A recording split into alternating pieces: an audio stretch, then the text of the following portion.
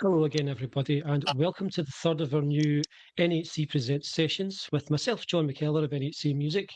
This evening, I'm joined by a fantastic punk rock band from Glasgow called the Deetees. At the moment, we have 3 out of the 4. We are expecting the drummer Peter to join us at some point. Hopefully, he can jump on before too long. But at the moment, I have with me bass player and vocalist James. How are you doing, pal? Very well, thanks, John. Yourself? I'm doing okay, man. Yeah, it's good to have you on, man. We are also joined by both guitar players who also sing vocals. Jerry, first off, Jerry, how are you doing, pal? I'm doing great, thanks. Fantastic, man. And it's we had a wee couple of technical hiccups there, but I think I can hear you just fine. Are you able to hear me all right just now, Jerry? Yeah. I can hear you. Perfect. And we're also joined by the other guitar player, also a vocalist. It's Desi. Desi, how are you? I'm good, John. How's yourself? Very well, mate. Yeah, I'm doing great. I'm feeling a lot better now that we are. I feel like we're just going to get into the flow here. I feel like it's going to work this time. We did have a few wee gremlins. I think we're all right now. Until the drummer comes in and something will probably go wrong, because of course it will. It seems like the changes that StreamYard have made recently haven't exactly improved the product, let me just say. But that's another gripe for another time. Before we get into the chat about the DTs, I do want to quickly apologise. The most recent Icy cast that was supposed to air back at the start of September didn't. You might have noticed that it just never happened. That was entirely on me. I've had a rough summer, I'll be honest, and it was just, there was too much going on to actually fit it in. So apologies for that. We will get back to the Icy cast once Jamie is fully settled into the new shop over in Paisley. Until then, we'll do more frequent NHC sessions. With that being said, let's talk about the DTs. Now, guys, this is a band that was formed out of the dissolution of a number of other bands. Which bands were you all previously in, and how did you guys end up initially together as the DTs? Now, I know that this isn't the original lineup, so how did you go from in other bands to the first forms of the DTs to now this is the kind of what you consider to be the kind of iconic, classic, the proper lineup? I'll let James answer, and then I'll tell you what actually happened. Well, Desi's actually Desi is the founder member of the DTs. I've been playing in bands since early 90s, Surfing Gnomes, which then became Subway, then played in a band with Jerry, and we suffered for trying to get a full-time drummer, who, which has always been, seems to have been an issue. We try to get new bands going, is finding a drummer who's A, good on the drums, and B, a nice guy. So I kind of... and available. Well, I kind of fell out of playing in bands for a good few years. I'll be honest, I got a bit scunnered with some of the experiences. Nothing to do with present company, I have to sort of stress. And then I was invited to be a stand-in by Desi to play a DT's gig for his brother-in-law and my cousin's 40th, as it turns out. And at the end of that, I was just like, I'm joining your band. That's how good it was. So, Desi, you can give the right version of that now if you like, if it needs changing. That is about the size of it from where James came in, and then sort of slightly later on when Jerry came in as well, because they two have been pals for a long time. And like James has just said, played in bands, sort of different guys, sort of acoustic bands and banjos and that sort of thing. But I started the DTs back probably, I think, about 17 years ago. So I've been in the DTs for a long time. And initially it was my mate, Tam, and myself. We had, we're just jamming, had a couple of gigs booked in, some sort of charity things and that sort of thing. And again, trying to recruit drummers wasn't very easy. But eventually we got a drummer in, we've done a couple of gigs. We booked in some studio time. And as we were getting into the studio, my mate Tam, the bass player, had a quite horrific fall actually. Broke his arm and dislocated his shoulder. So I still went ahead with the studio time, which ended up the album ABCs Are Us, which I recorded with a friend of the podcast, Andy Isaacson. I actually recorded it in his studio. He played piano on it, he played bits of drums, he played bits of bass, and he ended up joining the band for a kind of short time, playing the kind of lead guitar and a few gigs that we had maybe over the next year or so, I think. That, as you know, Andy's time is kind of limited. So eventually we recruited Jerry, who has been mainstay of the band for the last, I think, maybe 12 years, 11 or 12 years. Aye, in between And things, sort of during that time, we had a few different drummers as well. I'm a wee bit lopsided there. We had a few different drummers. One particular one, Tommy Sutherland, who is excellent, who's been in other loads and loads of excellent bands, still plays, he's excellent, he's a good guy. But eventually his time sort of ran out as well. His time was just too limited. Luckily, James put an advert out to find a local drummer. Got in touch with Peter McGowan, who he thought he knew. Turned out it was another guy called Peter McGowan, who was another drummer. But our Peter actually responded. Basically, as James said, as long as he can play the drums, which he's excellent at, and he's a good guy, which again, he's excellent at that as well. So he was recruited, and if any one of these 4 members of the band leaves now, then I think that will be it for the band. So we've been this for, I think, 11 or 12 years, and hopefully we'll keep going as long as we can. We've got plenty of songs. We just need the time to get in, record them, and play them. If I can add something with Peter, Peter had been reading my blog and didn't know it was me. Just one of the "it's a small world" kind of things. And he's like, you write that Never Too Late blog? I love that. You know what I mean? And the politics kind of aligned, the stars aligned, and that was us. That is quite interesting. That's brilliant. Yeah, it's amazing how small this world is, like the Glasgow music scene. 2 guys called Peter McGowan, and then the one that comes in, turns out he's like a fan of your blog already. Doesn't even realise. A similar situation happened recently with us. In my band, we went to see my brother's band play at Block last week, and one of the support acts that was on before them, so there was a support act, then they were supporting, and then there was the headliner. My guitar player said that the guy that was he was singing along to like samples on his laptop, essentially. So it was one of these kind of something along those lines. And my guitar player Adam was like, "That guy reached out to me before you did on Bandmix and asked me to play guitar for him." And I was like, "No way." He was like, "Yeah, like he totally did." It's crazy. It really is a small world, this scene. I get what you're saying about drummers as well, guys. It is impossible, it feels like, to find a permanent drummer that works for you. Like, there's a lot of, it feels like there's factors involved with finding a drummer that just that don't exist when you're trying to find guys that are on other instruments. Like, it's so strange how difficult it is to find a drummer who is both competent and also not an arsehole. It's frustratingly difficult to find. But I want to turn to you next, Jerry, and get your sort of version of events, so to speak. Like, what's your sort of, because it seems like you're kind of the 3 of you guys, you're the most recent member to come along. What's your memories of joining the band? It's been excuse me, I'm just getting over a cold, so you'll need to forgive me. Just sort of after a bit of a milestone birthday, I'd said to James, like, because James and I have been doing stuff together for a long time, just on a low-key basis, and I said I'd really like to join like a full band. I'd never really properly done that.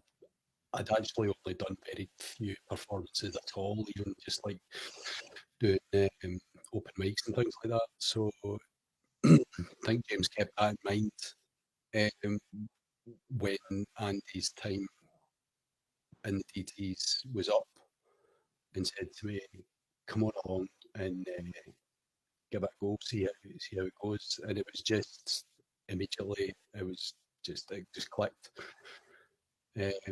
I just fitted in with the guys really well. The first couple of songs we played, we were looking to try and make it sound a bit different to the way it had been with Andy, because I mean, Andy's a virtuoso. There's no two ways about it. I'm not. But I don't know. I don't know know. now, but I wasn't there. But so it took me a while to sort of find my voice in the band. Well, it didn't actually take that long, but it was. But that was kind of my trajectory was to right. Okay, there's these quite chunky, aggressive songs that you could quite easily do as a power trio. How do I fit into that? What am I bringing? You know, how am I kind of maybe offset the vocals? You know, or even just underpinning the rhythm guitar, that kind of thing. You know, so that was the sort of creative process that I sort of took on. If I could come in and something Yeah, I you said mean, there, Jerry, yep. you'd said it might have worked as a power trio. When I first said to Desi, it was his stag do we were at. I said, listen, Desi, Andy's the Masses was really. You'll remember the Masses, John. I That was played really alongside taking the off. Masses a couple of times, yeah. You know, that was really taking off for Andy. So I'd say to Desi, listen, we need to try and work ourselves around Andy's time here. And then Desi said, why don't we just go to being a three-piece? I thought, that's no really what I was thinking. I said, but if you're talking about changing the lineup, I know a guy. And that was that. You know? I had met Jerry a few times before that anyway. I think Jerry might have been at a Aye. gig or two, and I think we'd maybe Yeah. seen him in the pub. And I so we don't just know, knew he was a good guy fan of anyway. the Obviously, band, knew he come was up your to mate. see you, so I knew your songs. Working Enigma. You saw Jerry and I doing our wee side hustle, working Enigma, which was the thing with the That's right. banjo and the acoustic guitar. Too many fucking banjos, man.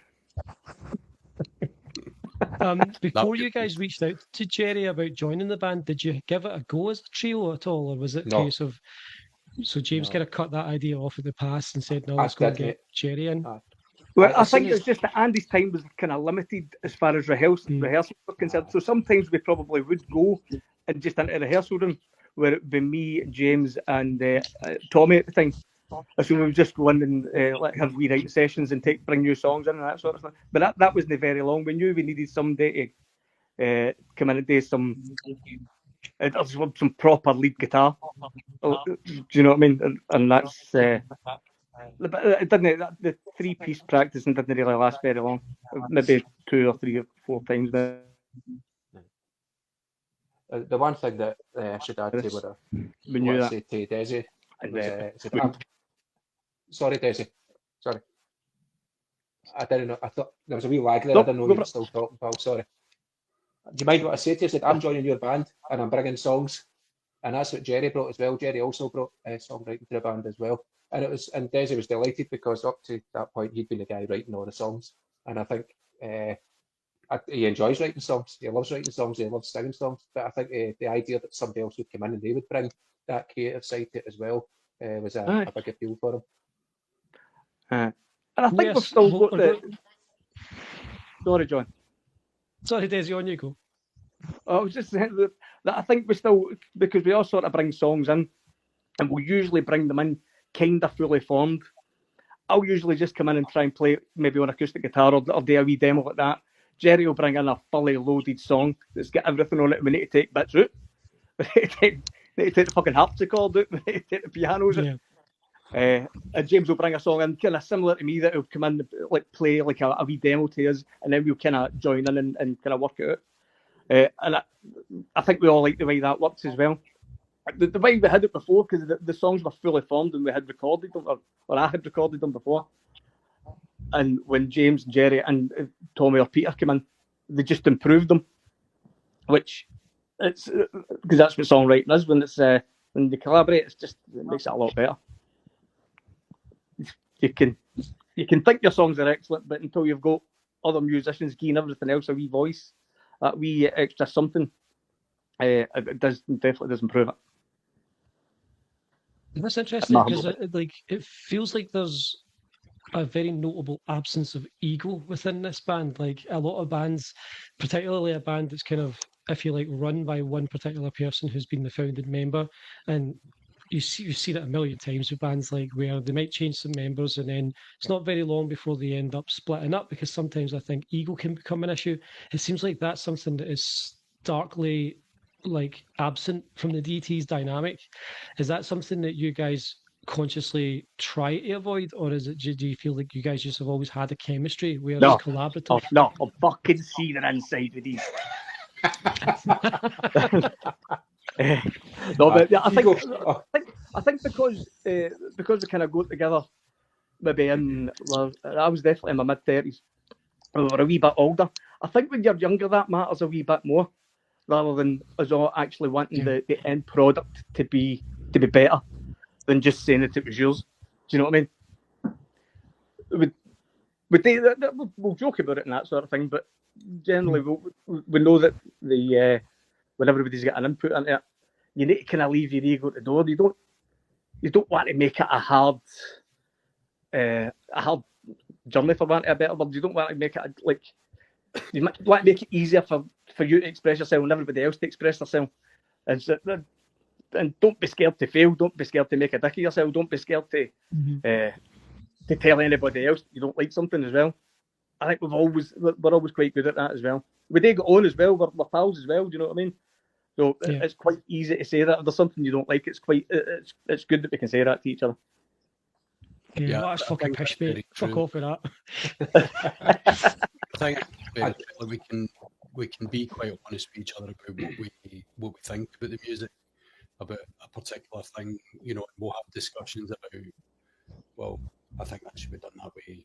Well, no, I disagree. But you know, we'll work it out. Nobody's going to fall out because of a difference of opinion. Aye. We need that input as well, because once we've kicked it about the room for a wee while, there's never been a time where it's not been improved. You can come in with a deliberate idea in your mind about what something's going to be, but then if somebody actually makes a wee amendment to it and it improves it, you need to say aye. You can say no as well if you think it isn't an improvement, but you need to say yep. Sure. Right. You were right. James, what were you going to say, James? I'll say the one thing that happens when we bring songs in is like Des is like, I love that. Can I sing that one? And that's what happens when you're talking about a lack of ego. Yeah. So you know there was a lot of the fallout where Paul McCartney wanted to put his name in front of Lennon's on the songs that he was the chief writer and all that. There's a few songs that's like, I written them, Des. He's like, I really like that. That's a cracking chorus. I can really enjoy shouting that. On you go, mate. It's yours. Wire in.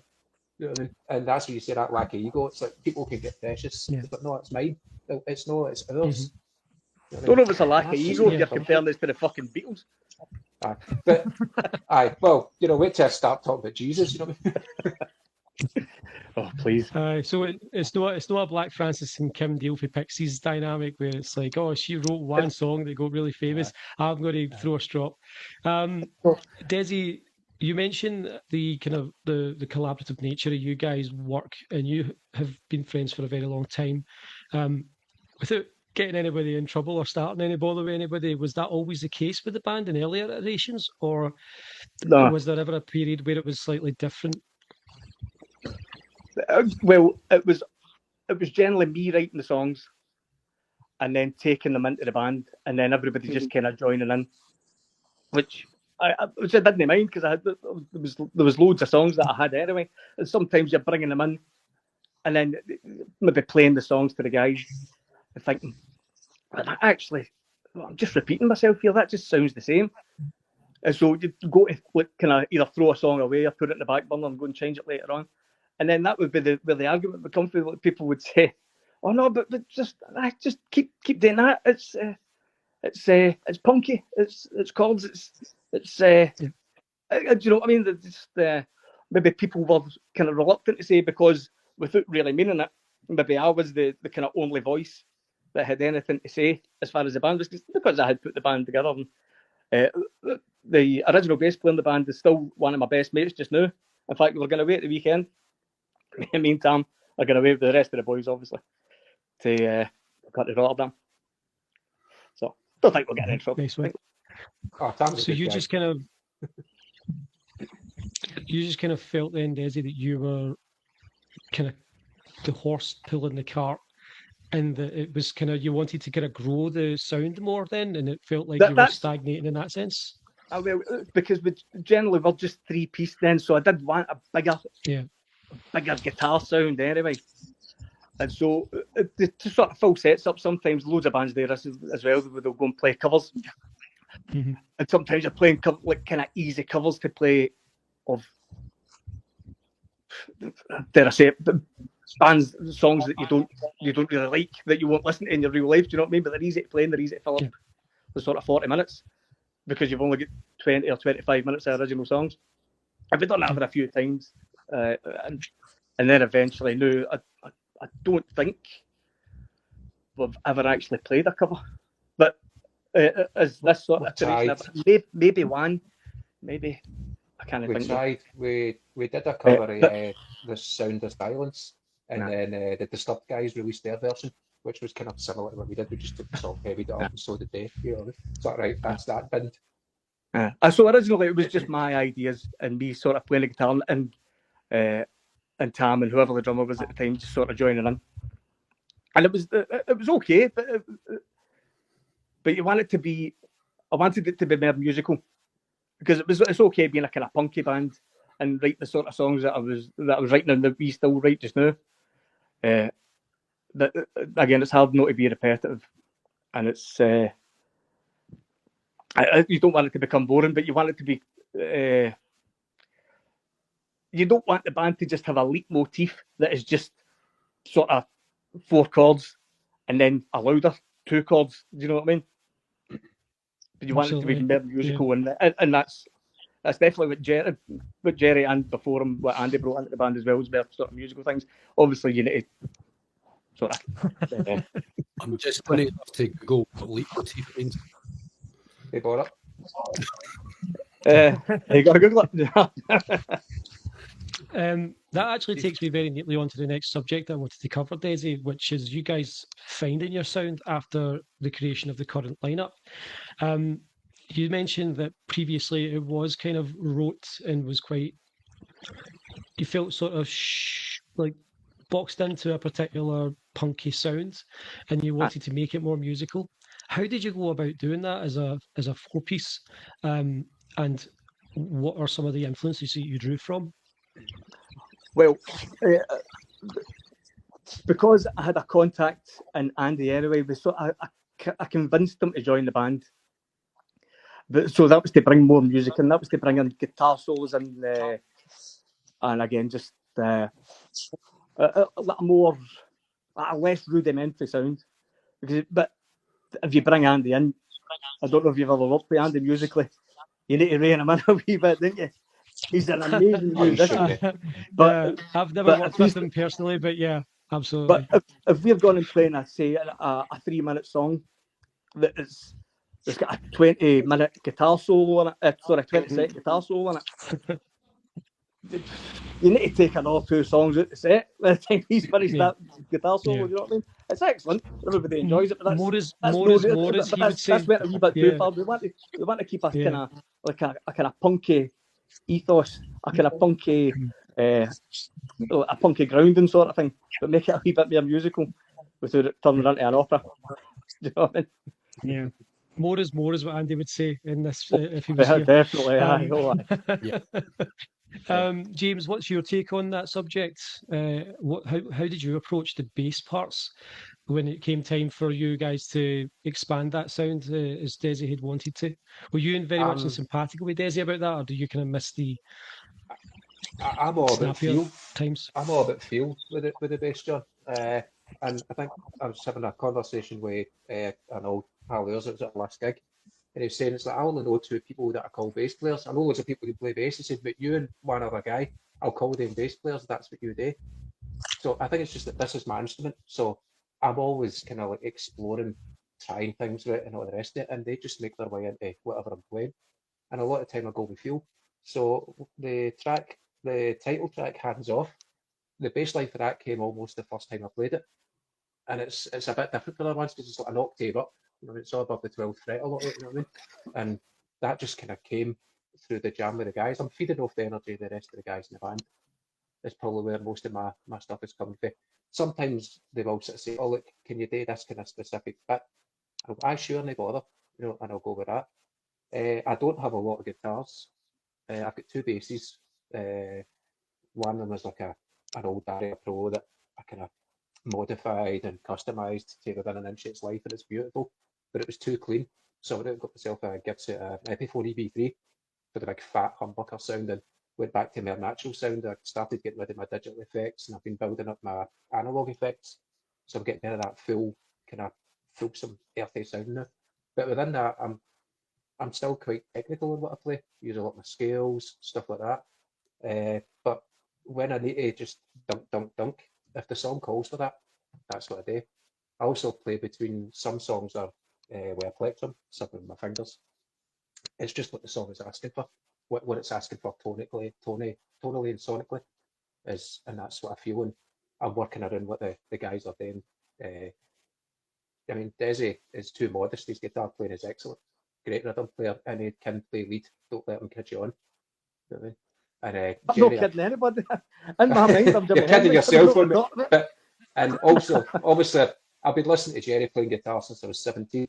You know, and that isn't last week. So I know what he's doing. These two guys could open a music shop, but I've basically got two basses that I've used in the last 30 years. You know what I mean? But we've found a way around, and I think they've switched amps a few times. I've just kind of built up a wee bit as I go. But I would say I always hate that getting asked, "Oh, who's your influences?" Because like I listen to a lot of stuff. You know what I mean? I'll be listening to stuff that doesn't have bass in it sometimes, like acoustic stuff. Then other times I'll be sticking on some Master of Puppets, and then maybe I'll go back to more basic stuff like Slayer, just all your single note, repetitive stuff. I'm always looking for melodies. I can play a bit of guitar as well, and I think in learning to play the guitar, it's probably brought the bass playing on a bit, but it's a bit, this is my instrument.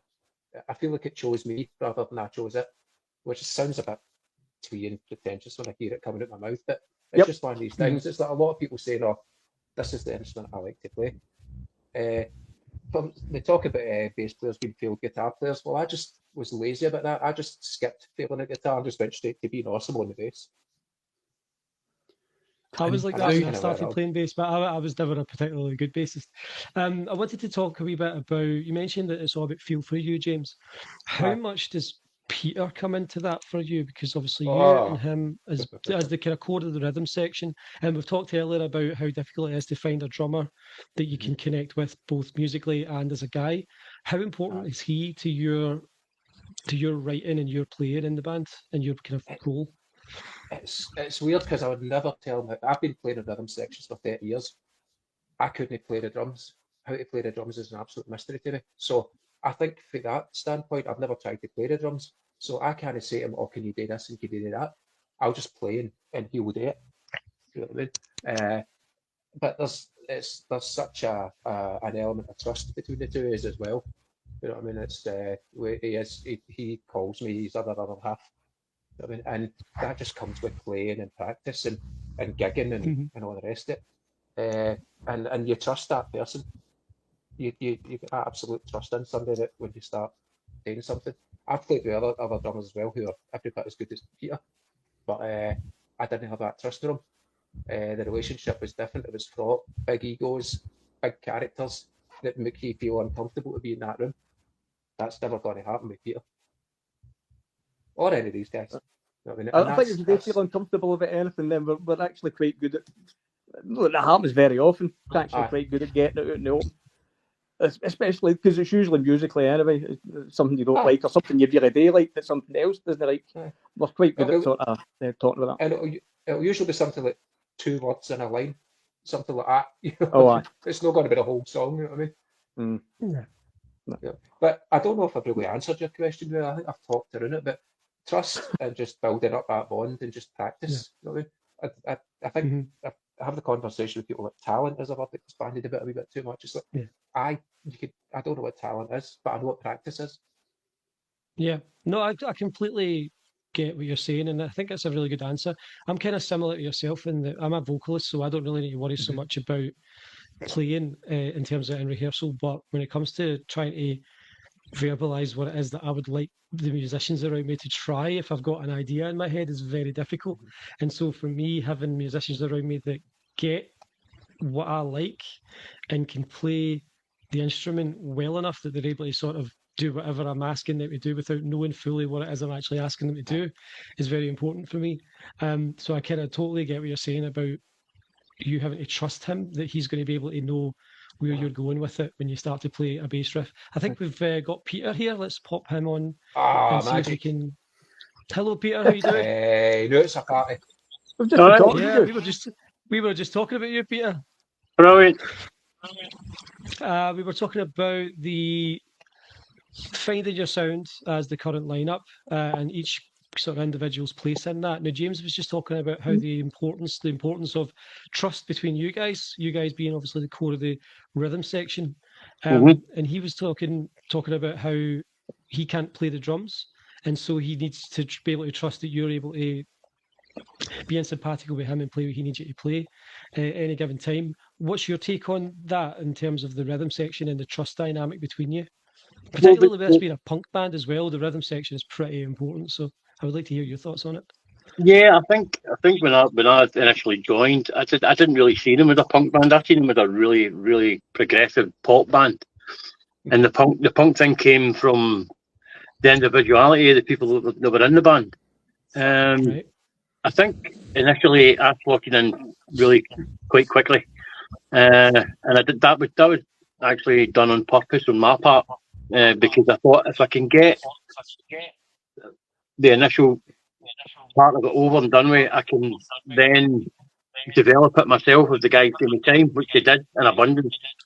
So I've never had the guys go, no, we really need to get this song ready. It was only ready when we all felt it was ready, and that's always been the case. We're pretty good at jamming it out. That's it.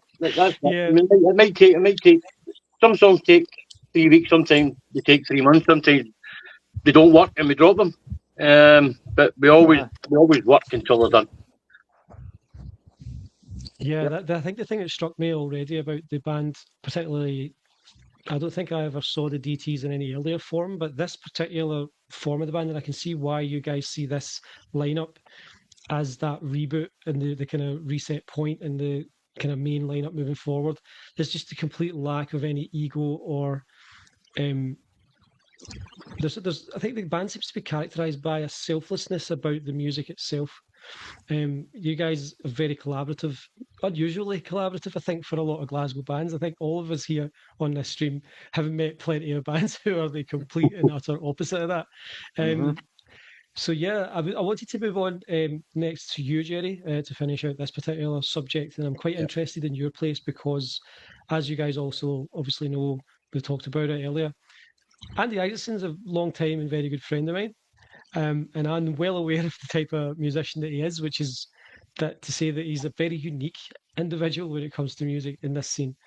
So to follow him, that is a tall ask. Did you face any struggles when you initially joined the band in crafting your idea of the sound of the band, or was it something that you got a lot of help with? Did Andy help you in any way with it? Talk me through that process. Andy wasn't really around. I mean, the main thing I had to take over when I joined the band was myself, and things like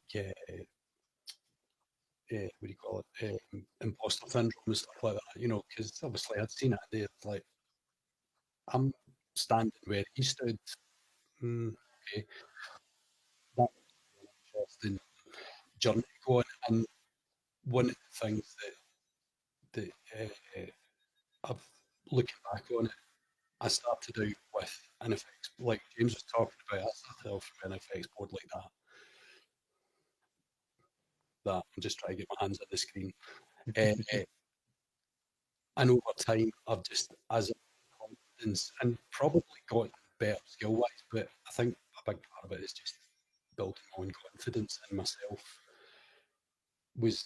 I'm using less and less effects, and the last gig we played was just guitar and the amp, and that was it. Everything else was the hands, and you know that was quite a big thing to go to that degree where like I had nothing else but just me, the guitar and the amp, and then just jamming with the rest of the guys, and just, you know, as the gig went on, just feeling it. Like obviously we practiced and I knew all the parts mostly, but just on the night, being that connected. I think a symptom of that was removing those effects, removing those things that were keeping me distant from just feeling music. It's interesting that you seem to have taken that. It's almost like a deconstruction of how the sound was previously, and then sort of a back to basics approach, Yeah. and a less is more approach, which is kind of the polar opposite of the more is more approach that Andy takes to basically everything that he does. Precarious Karma took 10 years for a reason. I mean, and you've mentioned before as well that you know, but I've only got two pairs of hands. I can only play one guitar at a time. Yeah, absolutely. You've also mentioned the confidence aspect of it, and you weren't a veteran of playing music in bands when you joined the band. You've mentioned earlier that you hadn't really done that much before when you got the call to join the Deetees. You have clearly progressed quite a bit in the kind of decade and a bit since you joined the band. Yeah. Do you still feel the imposter syndrome, I think you just touched on there, or is that something that you've managed to train out of yourself and you feel much more comfortable in that role of, I feel like, lead guitar player? Yeah, I think it's definitely reduced just through, as I say, experience playing and maturity. I think you just you learn those things eventually that you're allowed to take up space and be there, and even anybody's allowed that. It's not just me. Anybody's allowed to take up space and perform and do their thing, and that's an important lesson to learn for anybody. Definitely, I think there's an argument probably to be had that, or to be made, that everybody in a band should take up a bit of space at some point. Like everybody should have their kind of moment in each record or even each song where it's their bit. It's like this song, let's let James thrive. This is a bass-driven song, or this is a guitar-driven song, or this one is going to be defined by the drum intro or the drum solo, or Desi's going to drive this way the hook that he's devised. I completely see where you're coming from there. I wanted to move on from that subject onto gigs. Do you guys remember your individual first gigs and also your first as a band? And we'll start with you, Desi. The first gig with the Deetees was, I do remember it quite well actually. But previous to that, it'd only really been like open mics and these sort of charity things, and that just. I remember quite well the first gig with the Deetees was at I think it's called the Pearce Institute in Govan. It's just near Govan train station. It was a charity thing for my brother-in-law, who just so happens to be one of my best mates as well, and James's cousin. So he put this gig on. Me, Tam, and the drummer at the time was a guy called Rob Gallagher, who was really, really good. So I actually had some original songs. We played some, tried to disperse them through the set, in between playing some Manic Street Preachers songs, some Undertones, a wee bit of Green Day. I can't remember what else. Walking on Sunshine was a request that we got for it. We hadn't practiced it. We got a request to play Walking on Sunshine, and we just sort of jammed it out. That was the first one I played, and I think that might have been about 17 or 18 years ago, and it was very addictive. I don't know how good we were. I definitely broke an amplifier, but it was excellent. It was really, really good. Fantastic. And James, do you remember your first gig, both in aye, general as an individual and your first with the Deetees? Absolutely. My first gig in general was with the Suffered Gnomes at the Old Rooftops, Surrey Old Street. We'd hired a PA at a CC Music, the wee vocal PA, just brought all our amps. Got a few other bands that we knew, Space Kittens, Mole, and Tombstones. And we were headlining because we'd hired the PA. And I was playing rhythm guitar because the bass player was leaving. So I learned all the songs on guitar, just played rhythm guitar that night. And it was great, and the place was absolutely mobbed. And for your first ever gig to be a that mob was absolutely brilliant. There was people from everywhere. A lot of my friends from the drum chapel were there. I was maybe 19 at the time, 1991 it was. And it was absolutely brilliant. I thought this is just what I want to do all the time now. And it was great. And my first Deetees gig it's kind of passed into legend now because it was at the Halt Bar in Woodlands Road, and it was for Martin's, my cousin's 40th birthday party. And this is where the other bass player had broken his arm and shoulder. Can't remember the exact details. Dislocated the shoulder, aye. Dislocated his shoulder, right? And so it was Andy was playing with guitar, and I came along with the only thing that I had to use, which is a big giant 70s Marshall thing with a 200 watt heat going through it. And I think that was probably part of the reason that was the last ever gig to be played at the Hall. I think there had been noise complaints from the neighbours prior, and this might just have been the straw that broke the back. I think they have since had like wee acoustic open mic nights, pointer nights, and the like that, but I don't think they've ever had a full band in again. And that was excellent. And because it was Martin's birthday and he likes a wee show tune, I don't know how we managed it. We improvised it on the spot, sang King of the Swingers for the Jungle Book, and just managed to scat right from that into Seven Nation Army. And the place went absolutely nuts. It was absolutely brilliant. Yeah. And I ended up with that 1,000-yard stare, and that was my first gig in about 14 years. You know, I thought, right, because I'd been scunnered a wee bit, as I was talking about earlier on, by these other kind of personalities that you sometimes run into when you're playing music. And it's been great ever since. You know what I mean? With a couple of more gigs with that drummer, a couple more gigs after that. Peter had come in, and then a couple of gigs on again. Jerry was in. That was Tommy Sutherland that was playing drums in that gig, I know. And Tommy's from your race, originally for Livingston, but he was studying music at Brighton, so he's actually teaching now. So that's why he was kind of busy. And also, I think he had been getting requests for lots of wedding bands who obviously were paying a lot of money, and Guy had rent to pay, you know. Aye, go with the money. Yes. Peter, He's still in your touch. first gig? Sorry, we're still in touch Peter, with Tommy.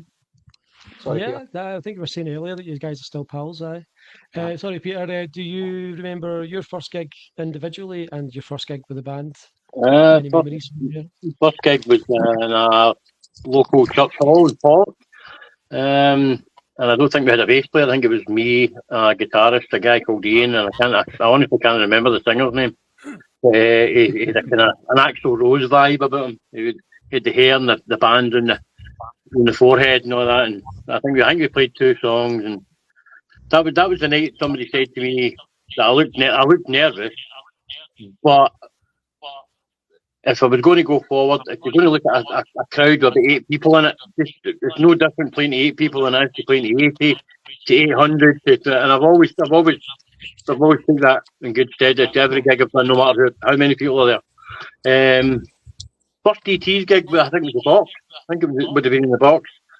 And I think Andy was the guitarist at that point. And even though I was behind the drum kit and quite safe next to the window, Andy was throwing himself about the stage, and I thought he's going to throw himself up in the air and land on me at some point. It's such a small stage, and Andy took up about 90% of it just by movement. It was crazy, but really enjoyable. And just on that point, actually, but when I joined the Deetees, I don't know if I was in a good place or I was.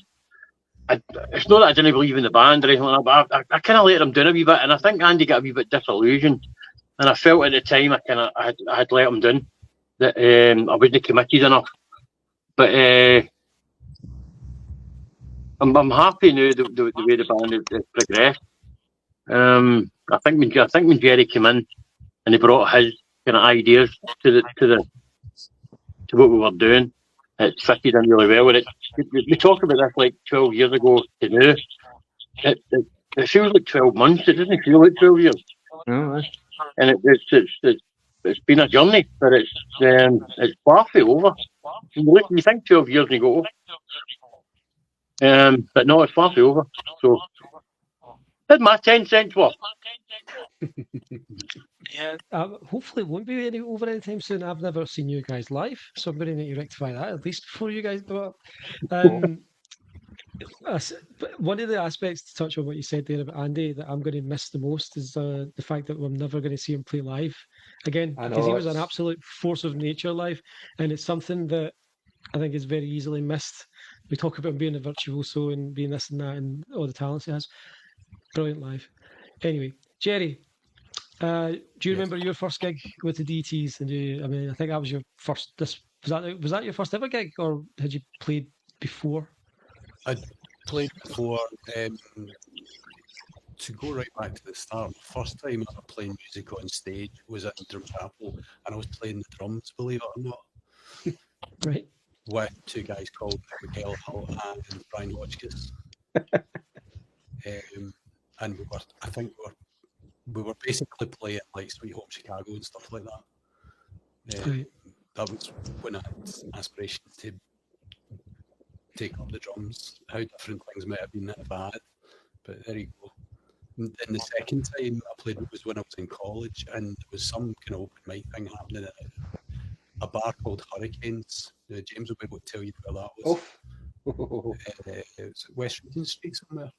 It's round about that area, maybe West Regent, Bath Street, somewhere like that.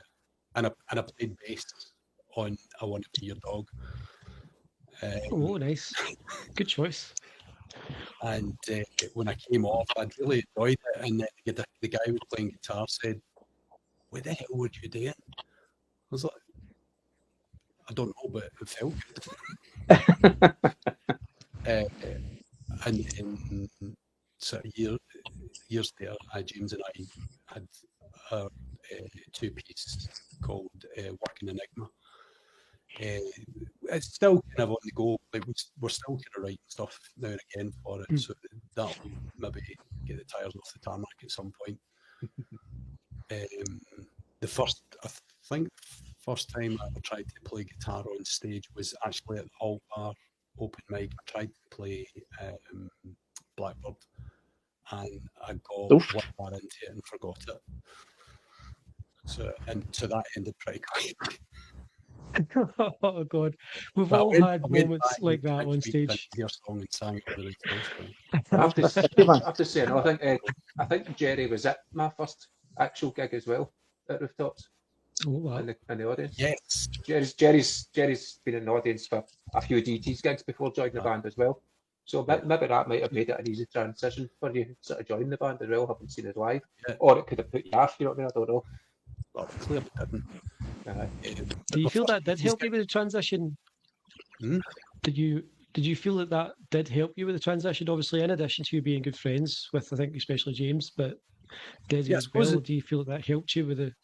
Yeah, it probably took away some of the fear of the unknown. Like, I don't think you can go into something like that cold. I think you need to prepare yourself.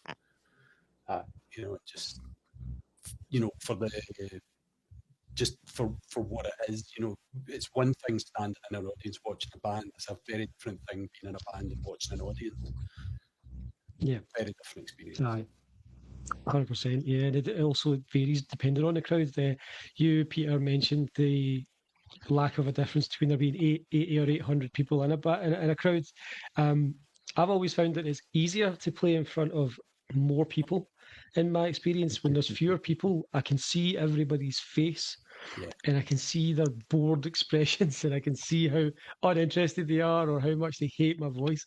And then the old ADHD brain goes and it just kicks in where I'm just suffering for the entire time I'm up on stage. Whereas if you've got a decent number of people there, you can see fewer faces. I'm blind as shit, so if I just take off my glasses, I don't need to see anybody's face. So it's one of them where I'm just like... You know the trick, John? You find that one person who's enjoying it and you just focus in on them for the whole gig. Yeah. Aye, just sing to them, give them a private show. Do you guys as a collective have any favourite memories more generally from gigging before we move on to your records? I think so. I think maybe the Classic Grand, even though it definitely wasn't me, but we get barred at the Classic Grand after we'd played. There was loads of people there. There was hundreds of people there. It was a really busy night. We were right, and I think we were second of three bands on the lineup. And somebody went and drew a big willy in the dressing room, in the green room. It And was in the toilet. I do that So it sort could of have thing been quite a anybody. bit, but it wasn't me that time. I wouldn't be so callous as to do that. It's not that. We've My got. argument for that was it couldn't have been any of us because none of us know what a big willy looks like.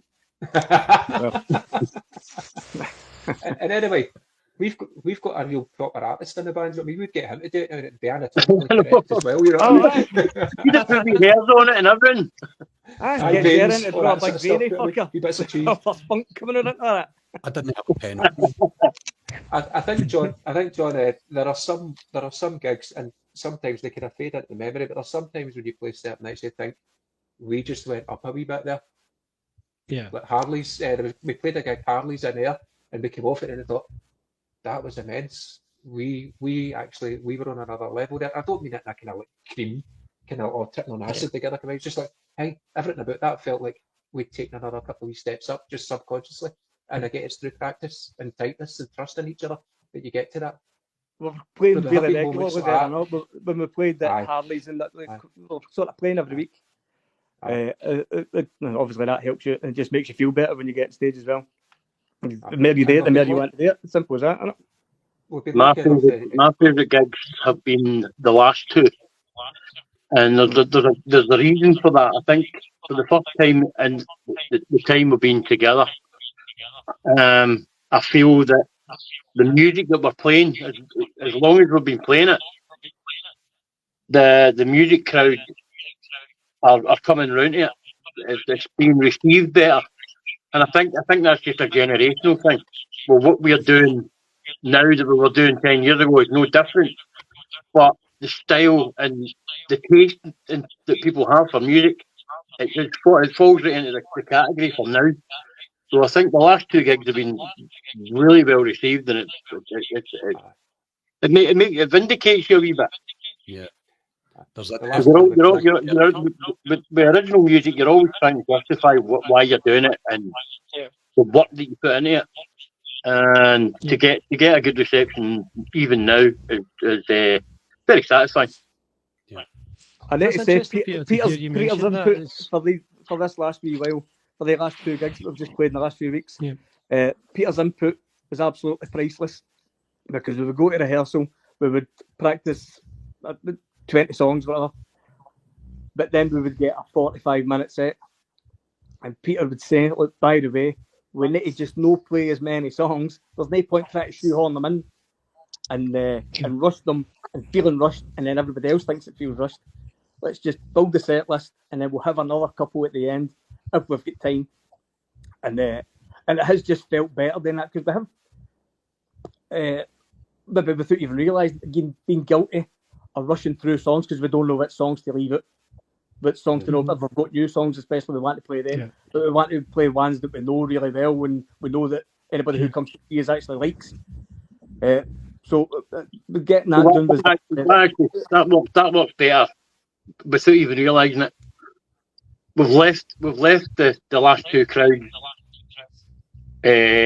wondering what else we've got, and we do have other stuff in the bag to pull out the next gigs that they're there, so they will be hearing new songs.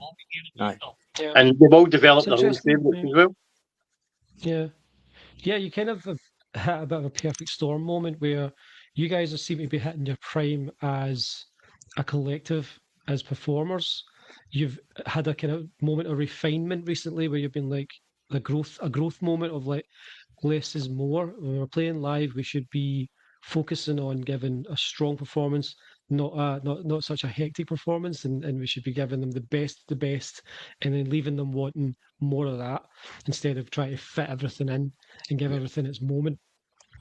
And obviously the point you made, Peter, about people seem to be clicking with the music now that in a way that they previously haven't.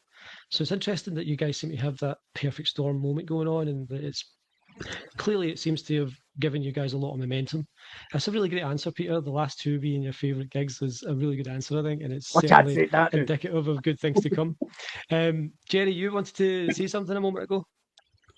Yeah, I was just chiming in with Peter. I heartily agree with that. I think the last two gigs that we've played have felt like the best gigs and definitely the best reaction from a relatively sober crowd. Yeah.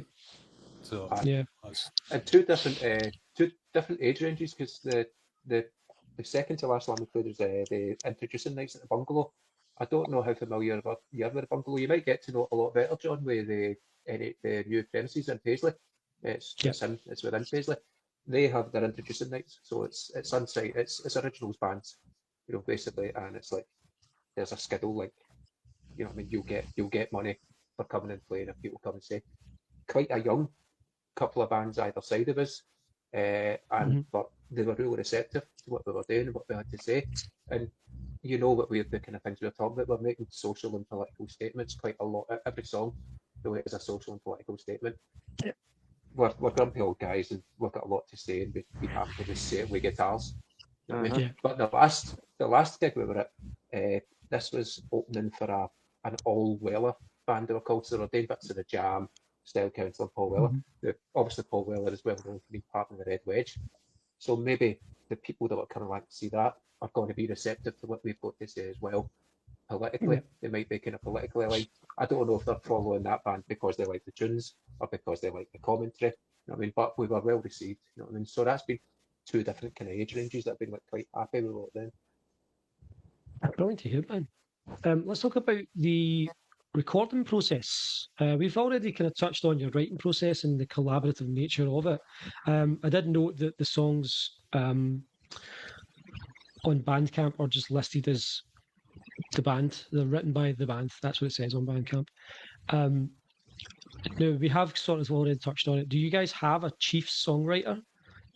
Or is it very much every song has like component parts that are brought in by different people these days? Well, initially it was me, but we all bring songs in now. As far as anything that we play now, it's probably different from what would have been played 16 years ago. So the songwriters are all of us. And if anybody doesn't like a part of anything, then it either gets changed or the whole song gets sort of thrown away and sort of brought back in. Slightly similar guys, or we've definitely scrapped a few that I thought were great, but I'll say as well, I've kept the ones. We've always taken the view that the song isn't written until the band has played it. Yep. That's when the song's written. When the band has played it, that includes saying, bringing a song in and saying to me, "Bang something over that, will you?" You're still writing it. Hey, listen, I can't write drums, Peter. You're writing the drums. You know what I mean? No me, no Jerry or Tessie. You know what I mean? It's you that's writing the drums, no me.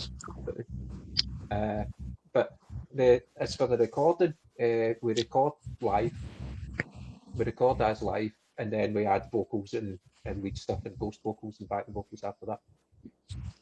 And we've always enjoyed that process, because I think when you get used to playing this stuff together, rehearsing together, and gigging it together, that's when it comes good. And I think we've just always enjoyed that, haven't we? Yep.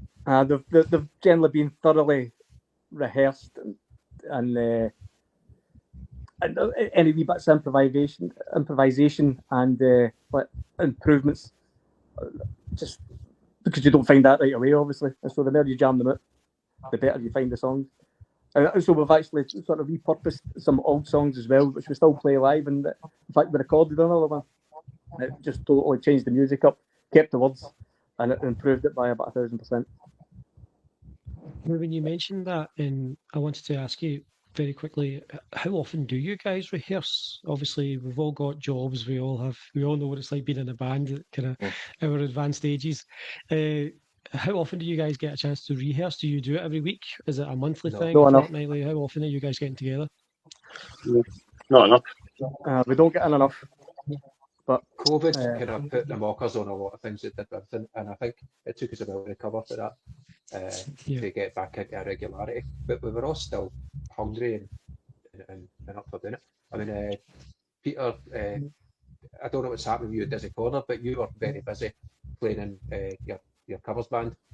When it quietened down with the Deetees through different things that were going on with work and health problems, I joined another band as well, and it was just really just because it was nice people and it was fun today for a couple of months, and then that kind of finished up, and we started sort of getting ourselves back in together. And I think as far as sort of rehearsing goes, it's like if we've got new stuff, then we'll rehearse it. But we'll also still go through the old stuff. And it's like, right, is there a gig coming up? If there's a gig coming up, you've got that kind of goal that you're aiming for. And you'll rehearse more songs than you need for the gig. I think that way you've got that moving. Well, whenever we can, I think is the answer, John. Whenever we can. Yeah. Pretty consistent with my band, to be fair. That's kind of where we're at. To be fair, we really, sorry, John, to be fair, we really surprised ourselves. The last two gigs we did, I mean, we were not rehearsing regularly, and we played those two gigs like we'd been rehearsing an hour before it. It was incredible how much the songs are ingrained in the four of you. It was absolutely. Usually you find a mistake, you go, oh, yeah. It was flawless. It was impressive. Do you guys feel then that result from those last couple of gigs has taken a bit of the pressure off you mentally about rehearsal? You feel like you kind of have a different relationship to it after that, where you feel like we don't have to do this every week, we don't need to do it constantly? Well, I said that to the last band, that was a covers band that I was playing with, and I said, we don't need to rehearse our covers set every week. It's not a real band. And it was like, do you want to go? And I'm like, aye. I think they would still like to get in a wee bit more regularly and get some. Yeah. Just because I think we've all got songs. I've got probably maybe 10 or 11 that are ready to go. I think that are ready to go and get jammed out to practice. Funny you should bring it up, Desi, because like my writing process is different for Jerry's or Desi's would be, because I'll take one song and I'll be at it, and I will really bust a nut, or like I even at every single word and every line and all the rest of it. Whereas Desi will come in, I've got 5 songs that I wrote last week and they're all ready to go. And I'm like, how the hell do you do that? But then Jerry will come in with a hatful as well. But it doesn't diminish any of the quality, because it's the rest, it's the whole band playing them that makes them.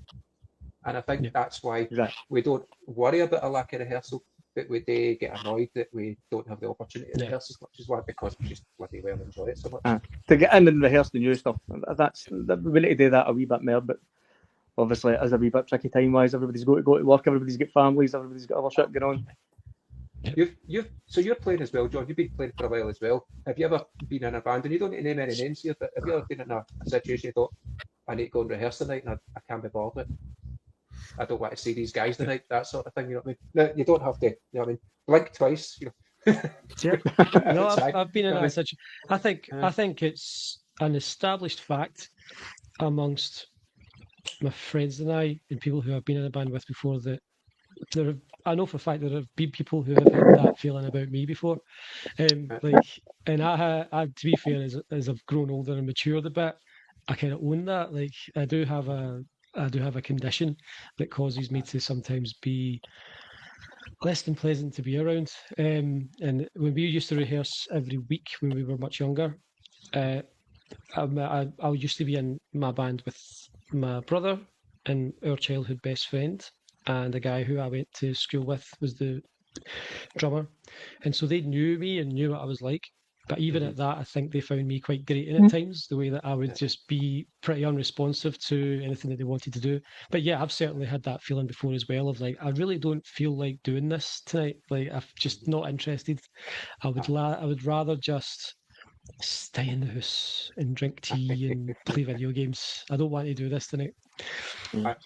So I've never had that feeling, and coming up for 13 years that I've been playing with Desi, and the rest of the time I'm playing with Jerry and Peter. Yeah, can't wait to get in, honestly. Just that we don't do it enough, even when we're doing it every week. I want to do it every day. But yeah, obviously there's different situations that you sort of can't. It really is. I'd rather be doing this than anything else.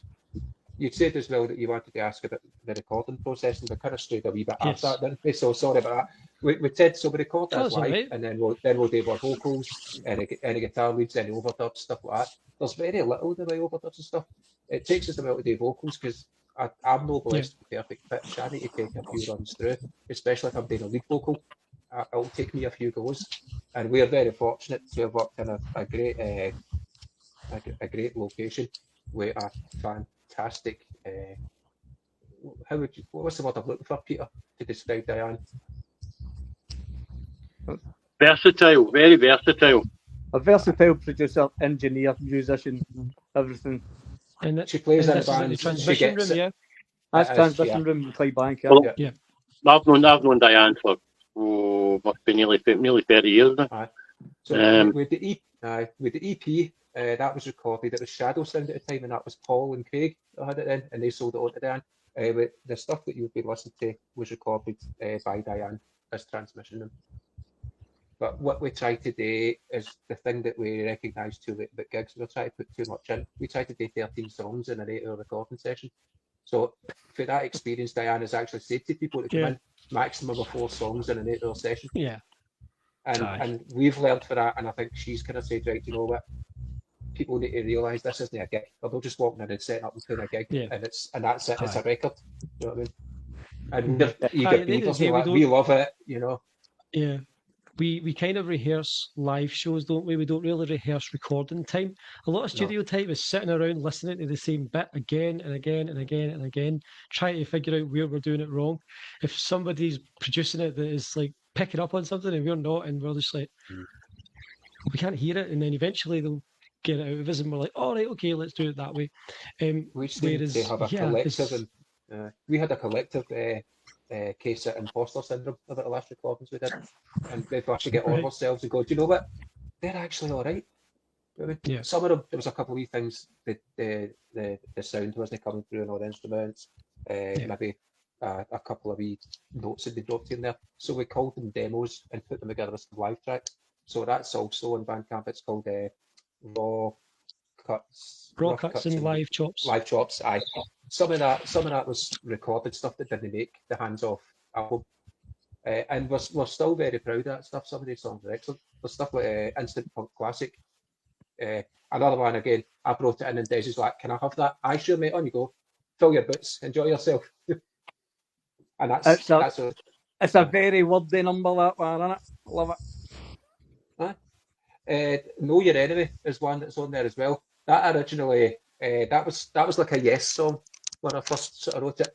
That had 5 verses at 8 lines, and then 3 verses at 8 verses at 5 lines, and then 3 verses at 8 lines. And I had to edit it down to 3 verses at 8 lines in chorus. But the choruses are all different. The choruses are all different as well. I sing the verses, Desi sings the choruses. But it's one of the proudest moments in my writing career is that I managed to get a Bill Hicks quote into one of my songs. And I'm delighted with that. We had a wee Bill Hicks moment the other day, you and me, John, I remember. What you're reading for. So yeah, I was actually going to touch on that in a bit, but we'll jump forward slightly. I was going to ask you guys why Not Only Nothing made it to Hands Off, but Instant Punk Classic and Revolution in Truth didn't. Is it potentially going to be a case where you'll see these 2 songs pop up later, or did you feel like they were? So these are I think that was just to do with the recordings. I think that there's wee bits that I just didn't like in them. Down to quality. I don't really think it was necessarily the playing, but I just think it was just the sort of way that we had decided to record them, sort of thing. I think definitely Revolution in Truth that will be coming out, but there's always been a wee tempo issue with it. I think we've ironed that out now. It was too fast on that recording. The way when we play it live now, we've slowed it down and it's much better. And that's Peter's shout there. That's again, that's just that, like, somebody has a thing about the song, says, do you know what? Let's try it this way. Let's try it that way. Oh, brilliant, mate. That works now. That's the way it's played. It's way too fast on that recording. And I made a really, really howler mistake in the bridge yet. And you can't ignore it. You can't gloss over it. You know what I mean? And the same thing happened on Instant Punk Classic. Jerry and I both at the same time made the same mistake. You know what I mean? So that can't go into a finished album. So we're calling it a demo. But they will be re-recorded properly and they will come out again. As well as other stuff. There's other stuff there that we've been rehearsing that's never been recorded. We're always writing. And see, because of the subjects we write on, we're never going to run out of material, John.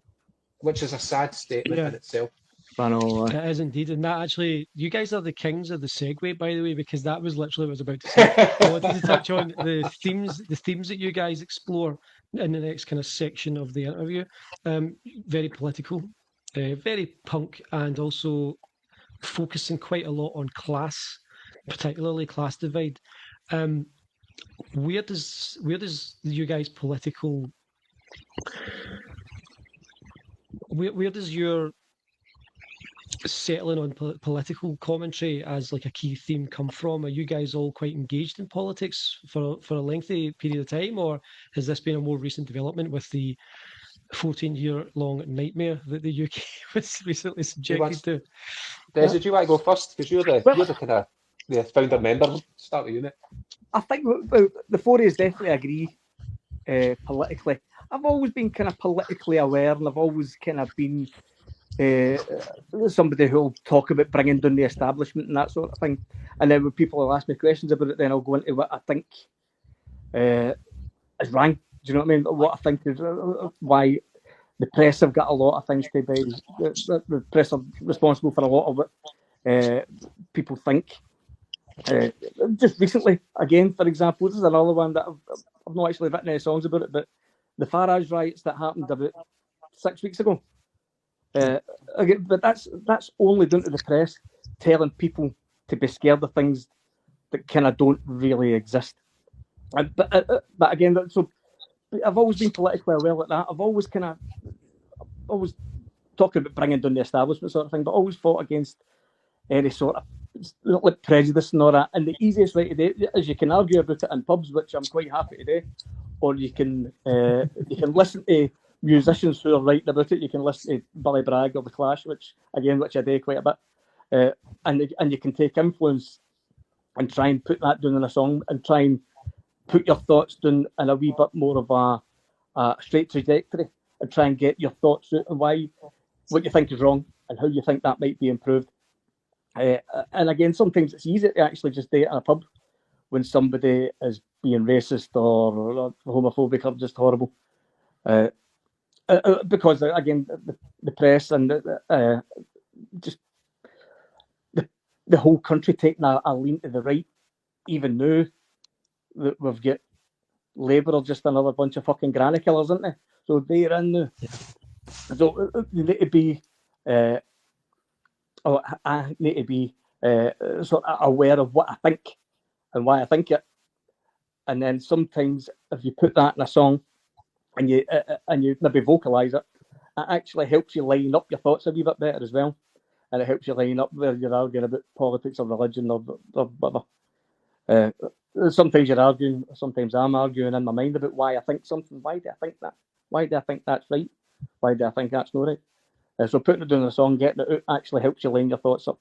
And then when you take it in to the rehearsal room, then the boys will generally agree politically with what I've got to say. We might have ups and downs about specific politics and political engagement and that sort of thing.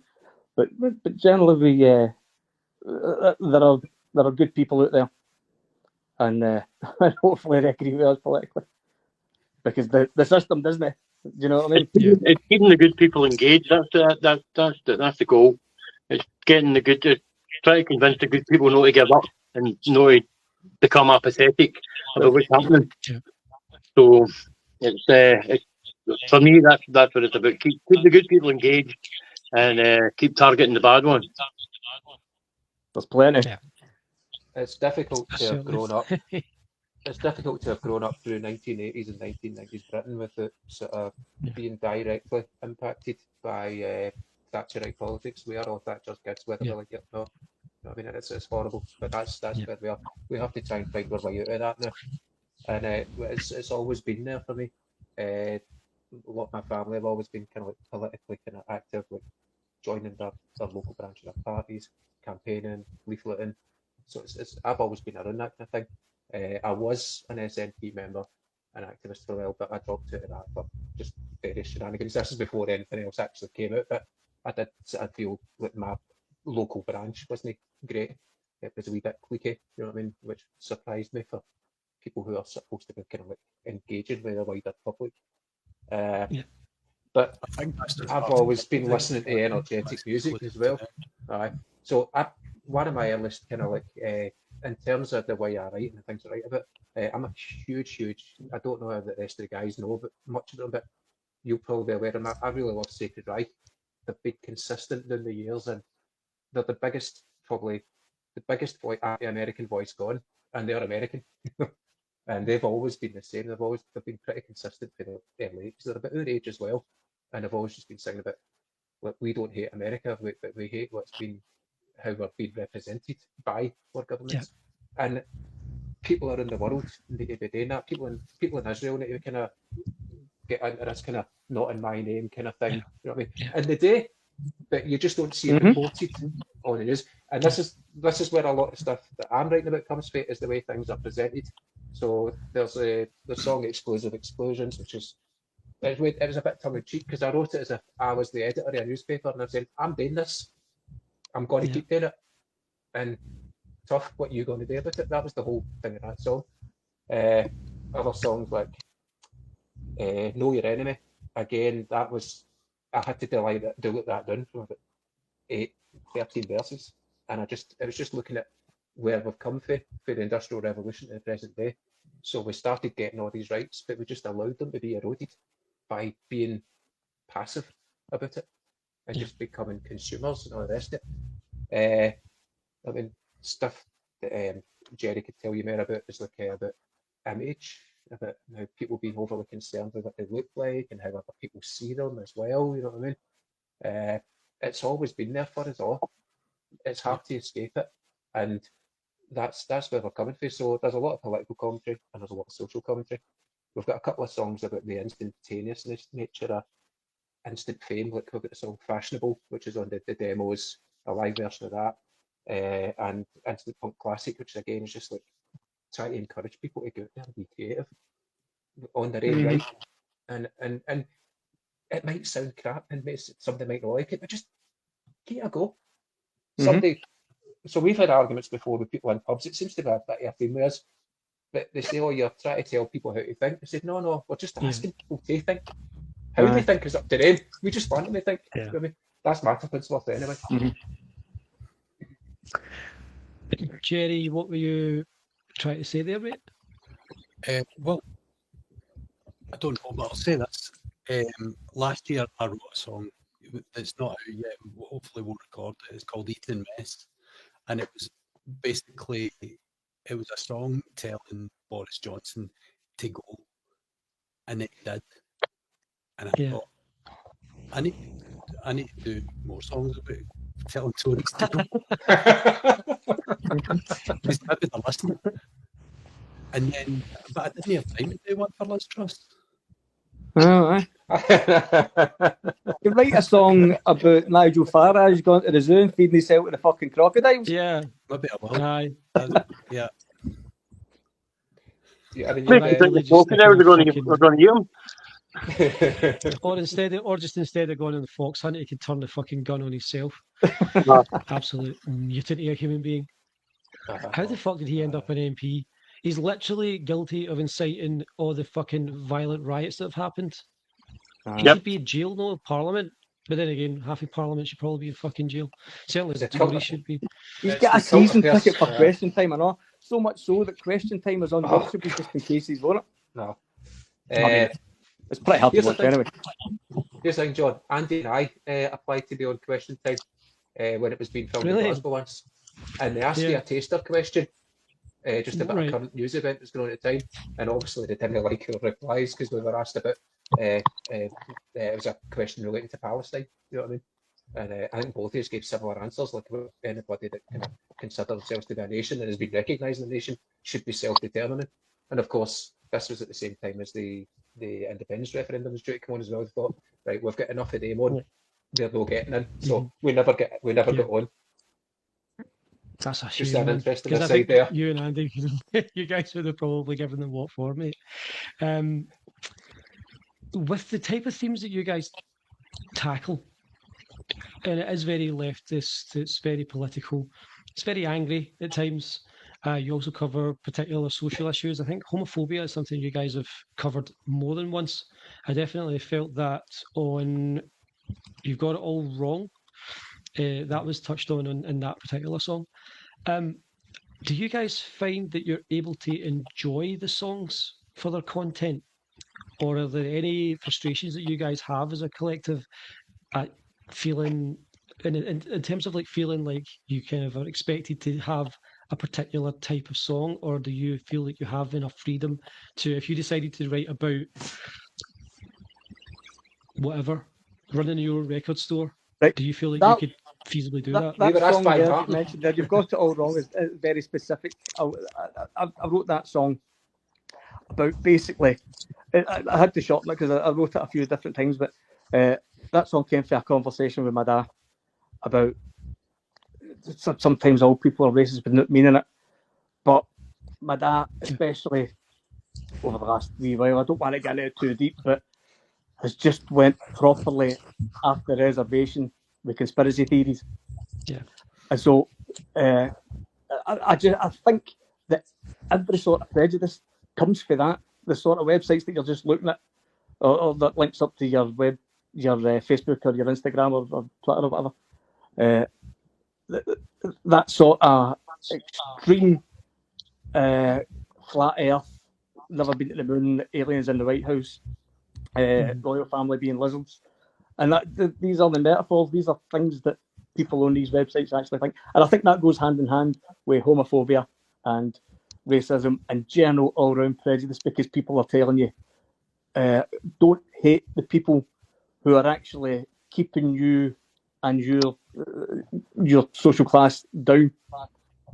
Just actually, we need to take it out on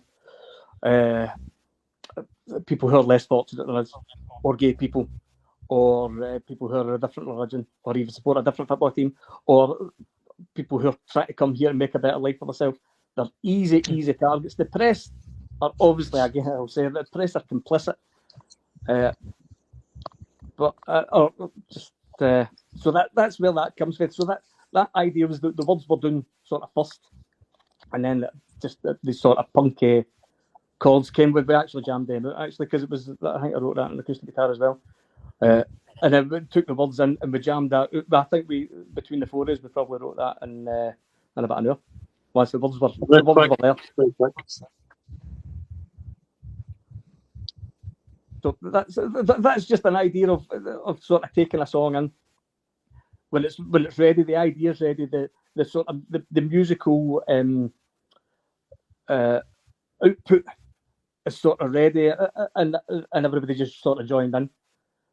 Which I'm very glad actually. But we had a probably the best collaborative written song I've had has been Hands Off, because Jerry, the first two verses, he's like, I'm not really too sure about this last verse, it's busting it up. So Desi and I wrote half of each. And it's weird, if you listen to all the lyrics, you might notice there's a slight kind of difference in that last verse. Now, because that's where the words have been coming in, kind of like for the two other sources at the time. Yeah. And that was quite interesting. But playing it live, it's great fun to play live. We really enjoy playing that live, even though we wondered for a while if we'd get away with it, because it seemed a bit long, a bit slow, a bit cumbersome. But when you start playing it, the energy that seems to build with it just appears from nowhere. And that is one of the bass lines that I came up with like almost the second time we played it, because it all came by feel. Whereas other ones, it's like I can hear what I'm playing on it, but I've not found it on my neck yet. It's brilliant, Well put. guys. I wanted to go into a wee bit more about the most recent record, which is Hands Off. We've talked quite a bit about it already, but let's dive a wee bit further in. It came out 16th of July this year, so just a couple of months back. I wanted to talk about the opening track, because the opening track is like a medley type of thing, where it's 9 minutes long and it's kind of three sort of tracks in one. Where did that come from? We asked Diane and said, listen, could you do us a favour and split them up? And she said, I can't find them there. So we'd recorded them a while ago. The problem is we recorded that a long time ago, but we sat on it and stewed on it for a long time before we got over our imposter syndrome. Right, let's take the ones that weren't great and let's take the ones that sound fine. When we play live, our opening three songs are usually those three songs, and we just play them all together. And that was just what we did at the time. We just went and played them as if we were just the way we'd normally play them. And they've ended up being the three songs in the one track.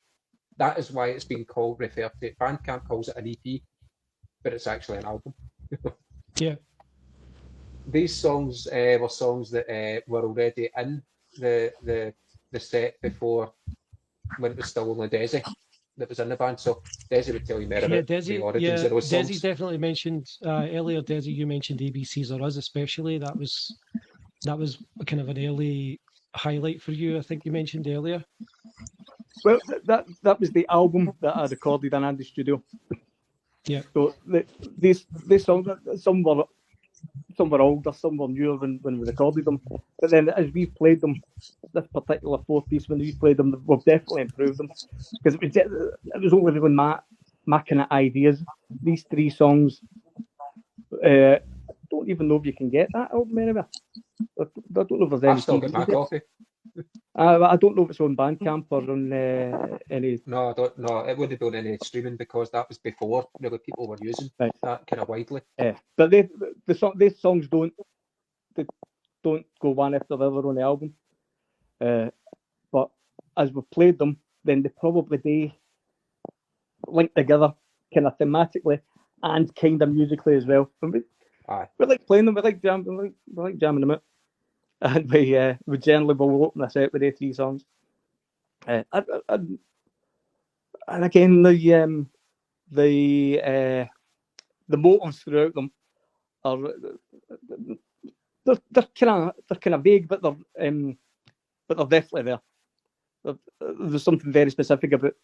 I don't know if because I remember seeing it on the news 20 years ago about ABC ones and D2 EFs.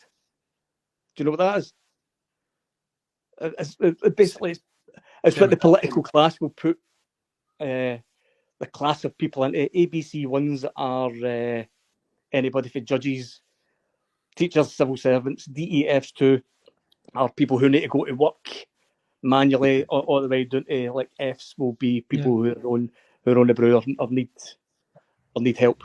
And but it's everybody. You know what I mean? Everybody has to contribute to sort of society, so everybody's it. And I'll maybe write another song that's a wee bit more concise about it, but that's the gist of that. And so the theme of the three songs musically stays together, and lyrically they kind of match in, and it's definitely better now than it's ever been. Yeah, ABCs or Us, you mentioned I've never heard of those two, but it makes kind of sense when you think about the way that the political classes behave. Then there's To Be a Hero, and then the final section of it, Fake, that almost feels to me, it sounds to me like it's touching on a separate class of people altogether, which is celebrities and people who are sort of, they exist kind of outside of these boxes almost in a way, because they're sort of special in some way. They're stars and they're not in the ABCs or the DEFs. Well, I wonder if sometimes people are portrayed like this and then end up believing what their portrayal is. I think that's definitely what the theme I was going for when I wrote it. And again, there's probably loads of words that I had to throw away just because they didn't scan in. Do you know what I mean? But that's so. Do people believe their own celebrity, and that's why a certain class of people who become celebrities, whether they're being celebrated for being good at something or whether they're celebrated for being famous, but surely that amount of limelight on somebody, you won't stay the same as what you've always been. You won't think the same thoughts about yourself as you've always thought if you're only getting told that you're amazing, regardless how good you are. Do you know what I mean? Yeah. I think Tom Cruise is the obvious example of that, because he's a guy who from a very young age was told you're stunning, you're a movie star, you're box office, you're this, you're that, your shite doesn't stink. And how could that man not have ended up a neurotic ball of delusion? Like, it's no Scientology in the mix as well. I think any other reality. The thing that I hear is fake as well is about these people that are famous for being famous, but they're desperate to keep being famous, so they just have to keep doing the next big thing to keep the column and shoes and all the rest of it, you know. But I wonder if that actually comes from the actual person thinking, look, I want to stay being famous. If you look at somebody who's grown Big Brother and who still keeps going on the sort of Big Brother celebrity MasterChef circuit, do you know what I mean? Did they really want to be doing that, or did they go and become famous because they want to let somebody know that they want to go and do want a chance to go and do stand up or write a book or something, or join a band. Do you know what I mean? Because you can't just. It must fucking kill you to be famous without actually being able to do anything apart from just keep going on the telly and being able to answer questions. The last time we saw the media hours, Jerry, there was that they were opening for that band for England and they did songs like "Stop Making Stupid People Famous." Mm-hmm. I didn't really enjoy that too much because like stupid isn't a term that I particularly like to use. It's quite an insult. You know what I mean? It's like there's stupid as a stupid does and all that. You know, I mean, stupidity can be a lifestyle choice for people without realising it's an environmental thing. You know what I mean? It's like we grew up mostly in Drumchapel, so we saw these people who are really, really sharp, really intellectual, really clever, but they're too scared to show that. So they just sort of go with the crowd and just play daft and all that, you know, that kind of thing. And that's a sad state of affairs to see. Yeah, but that's got nothing to do with me writing that song about whoever I wrote it about. I nearly said her name there. I know you did. I know who you wrote it about, mate. And it isn't that bad in real life, apparently. You can fire it into the private chat if you want. I'm curious. Jerry, what's your take on that? With the new stuff, do you feel that there was anything changed in the approach? You being the lead guitarist, obviously, you're the guy who sort of adds the flavour on top of the add the kind of the salt and pepper. I very much those guys at the steak, I'm the sizzle. You know? Yeah. He said modestly.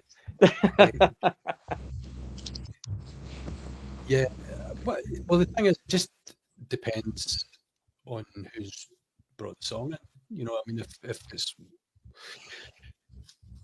as has already been said, you know, I mean, our heads are, bar some of the fine details, we're all pretty much on the same page. So you know, but it's the fine details that might make the difference when we're writing the song and bringing something in and bringing a slightly different spin on the same kind of subject matter. So you know, so James might, you know, write something about the media. You know, I might go like we were talking about hands off. You know, I'll go maybe a more allegorical route, telling a story about a family and their mother and father being a bit careless with the money and careless with the family belongings. But then I didn't really know how to close that song out, so you know that's why I gave it to James and Des, and they just went right on the money, right route one. Yeah, I follow the money. The mommy was Thatcher and the daddy was Gordon Brown. So it's basically about 40 years of financial mismanagement of the United Kingdom by both parties. So that's who mommy and daddy are, and hands off. The daddy was David Cameron. Gordon Brown was alright, I suppose. Right, I mean, comparatively, he's okay, but comparative is not saying much. To what came after and what went before. Played his part. Yeah. He's still back on war crimes, but you know. Yeah, the shiniest jobby in the pan. Pretty apt way of putting it, to be honest. That's probably the perfect way to describe him. Unfortunately, we don't seem to have any particularly shiny turds in Westminster at the moment, even in the current government. I mean, I don't know why I'm even surprised. I shouldn't be surprised. Am I surprised? I don't know. Like, it's probably the least exciting that being freed from 14 years of that particular Conservative Party that any new government could possibly have been. It's like, the Tories are done, but that's all that we actually have to celebrate. We don't have anything, we're not moving any further forward. Like Starmer's wanting to pass laws to allow HMRC to check people on benefits bank accounts with pretty much impunity. Like that sounds like something the Tories would have done. You know, he's basically cancelled fuel payments for pensioners. That's something that the Labour Party just, I think, 2 years ago went through the Tories for doing. Mm-hmm. And they keep talking about this black hole and how they've inherited a mess and their inheritance and all the rest of it. It's your job now, guys, to fix it and to make life a wee bit easier for people while you do, not to make lives even further and more harder. And then down the line, you might go, oh, well, the ones that are left, you can reap the benefits of that. It's all horseshit. And then of course you've got Sir Keir and his thousands and thousands of pounds worth of gifts that he's been getting every month or whatever, going to Arsenal games and sitting in the VIP boxes because God forbid he sit with the plebes. What was It's that? That was a insanity. great. Well, he's Absolute not allowed. insanity. He's not allowed to sit in with the Rabo Emerity. The socialist Aye. worker has a He's a great headline. security escort everywhere he goes. Aye. But I The mean, socialist worker apart from had a that, great headline the other day. Sorry, Ginger. Said, Keir Starmer has made the tough decision to accept 19 grand worth of designer clothes. Aye. Yeah. But How many people would that feed for a winter? How many people would how many homes would that heat over the course of a winter? Well, how the- many the people start- would the- want missiles sent to Israel? Do you know what I mean? So the starter There's pack plenty of project money for and- fucking bombs, isn't there? the starter Absolutely. packs Aye, project and Govan for their previous kind of estimates, 19 grand would be almost a year of running their charity. There you well, there you go. go. Aye. And then So that- it's no helpful that he then have MPs under him who are doing the same and also defending that and saying He's Oh, already cleared they out talk all the about both sides of the naysayers. feet. Anybody that's sort of saying anything is Yeah. what withdrawn and all the rest of it, so they can't represent their constituents. So what else in the most recent releases sort of jumping out for you then that you might want to ask us about, Joe? Know Your Enemy was for me the highlight of the EP or the album. Pardon me, James. Know Your Enemy for me was Oh, probably my the sad. highlight. Yeah, I really So I can enjoyed see they that took the track. bottom, they're raging. I found the entire album to be tremendous, but Know Your Enemy was the one that jumped out at me. Over the course of the album as well, I was surprised by, and I don't know if this is something that I'm just making up in my own head, but there seemed to be quite a bit of like power pop influence in some of the music. I heard We a lot in the love- guitars, especially. We love a good pop tune. Everybody loves a good pop tune. I love Yeah. a good book and all the rest of it. We talked earlier, I really enjoyed the chat with Andy the other week because we've been telling Desi for ages that he needs to listen to Meraba and Bee Gees, you know what I mean? And I don't think we've Well, convinced him yet. yeah. I'm already an ABBA fan. The Bee Gees, I just can't get away with, man. It's just, I just keep thinking I Kenny Everett. I just Anybody Bee that Gees. can I've anybody tried, that consistently I've tried. kind They're no for me. There's certain bands that just aren't for me. The Bee Gees is one of them. Yeah. The Rolling Stones is another one. well, certainly like what we like and it's taste. But Yeah. I know. no, we do like, I think between us we all like a catchy tune. One of the songs that didn't make it to the cut because of mistakes was Instant Punk Classic, and it's the only time I've ever sort of specifically asked Jerry or Desi, listen, can you play this particular type of guitar?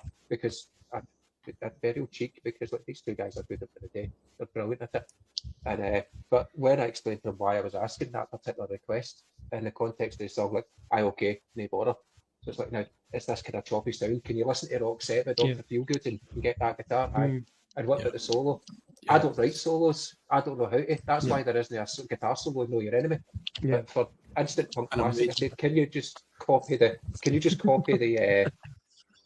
vocal line and make it really obvious Yeah. that's what you're doing? Because I wanted to write a song that sounded as if the Ramones and the Sex Pistols had been asked to rewrite the theme for Why Don't You, but they were to take the piss out of Green Day while they were doing it. Right. And that's where that kind of gave me. And that was the kind of tone I set to the guys, and they bloody delivered. Jerry, Desi, let me ask you guys for the other side of that. And like, when James comes to you guys and says, "Can you do this?" and this particular thing he wanted you to do with this song, very happy to accommodate, or did you have your own ideas before that you kind of had to throw out? I think we had ideas. I had ideas that was just going to be kind of basic for that particular song. Just kind of basic, kind of punky bar chords, kind of like Sex Pistols, are kind of just bar chords, which I still really, even though I'm sort of changing it up a wee bit. But Jerry had a more, I think, kind of reggae-ish kind of input. I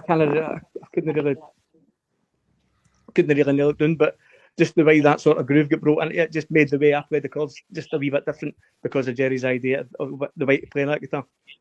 And so, my guitar sort of jumps in and out of that song, which I quite like. That's Instant Punk Classic we're talking about. Yes. Yeah, no, I think, to be fair, it was what James was saying about, Wilco Johnson's guitar and Dr. Feelgood. So that's basically private channel. Cool. And it does give it that sort of like seesaw kind of rhythm to it, along with Peter's drums. It was the closest I could get to describing what the guitar was like. I said, "Oh, here's an idea. Listen to this. You'll get it." And that's great. Yeah. It wasn't to rip off the late great Wilco Johnson. It's just amazing. You know what I mean? Well, I mean, if you Talk about a guitar player with energy on stage. You know what I mean? Yeah. There's your man there. So, were you wanting to know for Desi and Jerry as well about Know Your Enemy, or are you happy with what we kind of covered with it? Was it? Oh, that was was just a asking little John. classic, wasn't it? That was the general idea about I bring in something and say, listen, I want you to play this like a Noel Gallagher kind of affair. You know what I mean? As far as Know Your Enemy is concerned, that was that's like just mere sort of 4/4 guitars, very rhythm guitars for me. I sing the choruses on that, which is, and I quite like sometimes when there's a contrast in voices, James or Jerry singing the one part and then me singing the choruses. I like that, and so it just means that sometimes I'm even reaching for notes that I can't actually sing, which I don't mind trying to do. You know what I mean? Know Your Enemy. I feel like it gives you an extra bit of freedom to experiment and try and push yourself then when that kind of situation occurs. Aye, exactly. Aye, because if I'm bringing a song in, usually I know what I'm going to be singing. I've usually been singing it anyway, and so I'll just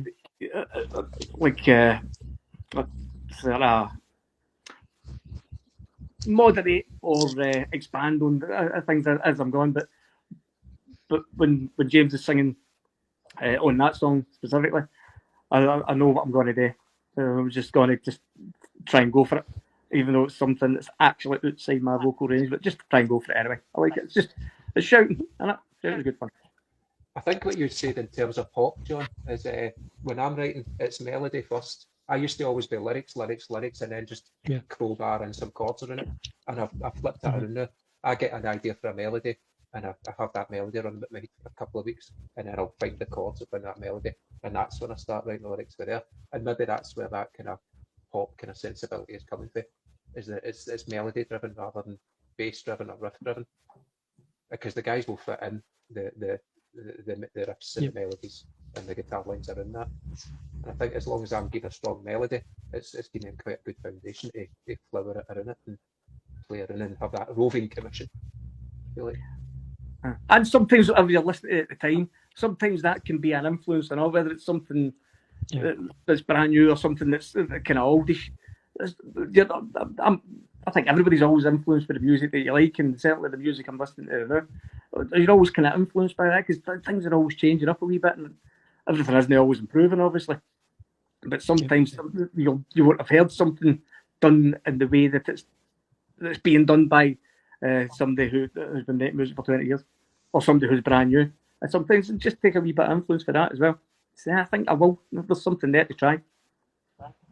Definitely. I'm definitely finding that with our new guitarist, my band's new guitarist, he plays in a slightly different way than my brother did. My brother plays guitar differently from the way that most people do, to be honest. He's quite unique in that sense. Some of the wee things that he does.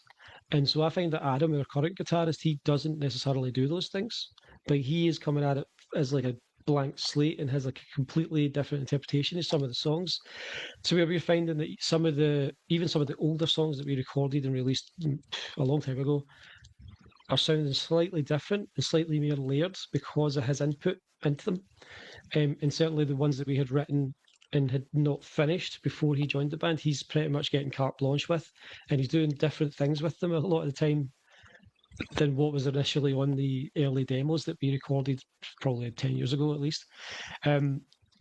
So yeah, like, and I think it's very refreshing that you guys have such a collaborative process. It's unusual these days, I think. So it's really great to hear you guys talking about how in sync you all are, even when you might not agree on something, and that you ultimately are loyal to the finished product, to the music, and wanting it to be as best it can be. Absolutely. These guys are Are you these guys, guys are important to me, but the music is Yeah. what we're paying it for. That's the important. That's the thing that's coming out. Yeah, That's the people love to hear their friendship and their trust each other on a record. yeah, Maybe if they're listening closely and listening a lot, they will. But you yeah, know what I mean, what they're listening to the songs, or they know what they're saying and how they're saying it. As Jerry said to me before, there's no new chords. We know all the chords, this is but it. there's just Yeah. different ways of playing them.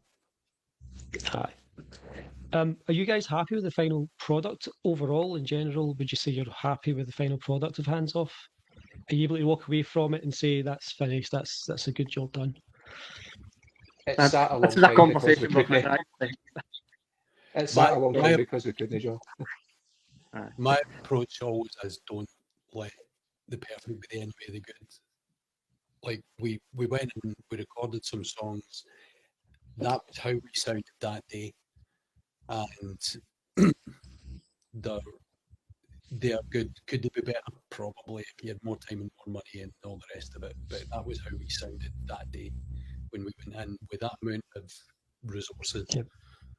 That's what it sounded like, and I'm happy with that. And I'll always be happy with that, you know, because that's all you can ever do. I need to adopt a wee bit more of that philosophy, if I'm honest, because I like them. Do you know what I mean? Yeah. But I just sometimes when you wish you might have sang something 4 or 5 or 6 different times. But I really wish I had done it that way. But like Jerry just said, that is whether I like it or not. That's what I fucking sound like. Do you know, I had a wee chuckle when I was listening to your conversation with Andy a couple of weeks ago because he was talking about his singing and he'd been collaborating with other people doing singing. And I remember, Desi, do you remember the time Andy said that? Why do I sound so fucking Scottish? I was like, well, because you are, mate. Mm-hmm. You know, It's very well spoken, isn't it? That's so fucking Scottish. Enunciates. There's something about people hearing people swear in a posh accent, you know what I mean? Which is always makes it a wee bit extra special amusing, I think. Rafe Bind's a master of that. Oh, aye. Oh, and hotel, and is it the Grand Hotel Budapest? Brilliant. How's the response been to the record since July? You obviously dropped it July 16th. How's the response been? You've mentioned that it seems to have gone down really well at the last couple of shows. Have people been? What kind of feedback have you been getting on the album itself? We've had a couple of tracks played by Peter Howard on the Up in Lovelster show, and he's enjoying it. And his band, the Hallions, made it to the shortlist for the Scottish Album of the Year award recently. I don't know if that's something you apply for, if it just happens automatically if you're Scottish and put a record out. You know what I mean? But I don't know if there's a process for it, because I know Andy's up there as well. Yeah, you know what I mean, I think basically you have to be nominated. I think someone has to nominate you, basically. I think it might be, but along those I lines. think we'll save anybody's blushes. Say, oh, we must have been too late to be nominated. I think people have enjoyed it. Our biggest critic is my cousin and his brother-in-law. It's like, why are you singing that? Why are you singing that? How are you not singing angry stuff? It's like, well, we weren't angry about that particular subject. So there is a song on it called Hope Springs, which is the nicest song that we've ever written. And sometimes you just write about something that isn't actually that bad. But even then, it still has its kind of slightly there's a certain amount of pathos in that song, even though it's called Hope Springs. There's pathos in there about people being in a kind of in this kind of situation where they know what to do and all that. You know, I mean, it's Jerry's lyrics, so you know what I mean. I'm just sort of saying what I hear in them. It's Desmond's lyrics. I came in with the chords and the hook. Oh, right. I stand corrected. I beg your pardon, Desi, sorry. And if you remember, fine. When I came in with that idea, it was really slow. You know, it was almost a kind of sort of dodgy, quite slow thing.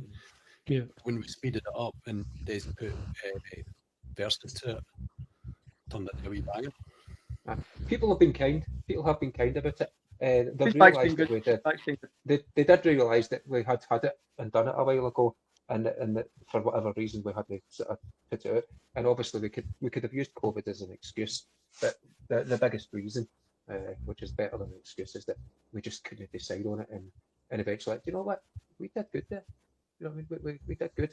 And when you listen to it on maybe decent quality sort of equipment, you're like, you can hear all the sort of the nuances that come in. You think, aye, that's powerful medicine. You know what I mean? That's good. So I've learned to love myself and respect that, and I think other people are as well. And again, I don't know if we've got a target audience or a test group or whatever you might want to call these things, but if anybody that's heard it has come back saying aye. And they've usually been able to pick out one song, particularly that they might have liked. So my mate Pete, he really loves You Got It All Wrong because of the punky energy, and there's no messing about. It's just, here you go, here's this song in 2 minutes and 50 seconds or something. It's done. Oddly enough, we wrote Instant Punk Classic, and Diane chuckled. She said because like it was 4 minutes and 20 long, so it couldn't be a punk song. And that was part of the fun of that as well. Mm-hmm. Quite ironic in a lot of different ways. I mean, we've not heard any sort of like full on kind of written reviews of it, because like obviously we've not had a lot of time to see each other, never mind other people. Yeah, I thoroughly enjoyed it. I thought it was a fantastic records, and that brings me on to what's next. What comes next for you guys? Do you have anything that you're working on actively? I know you've mentioned that there's quite a lot of songs that you have written. Is there anything in particular you want to focus on for the next record?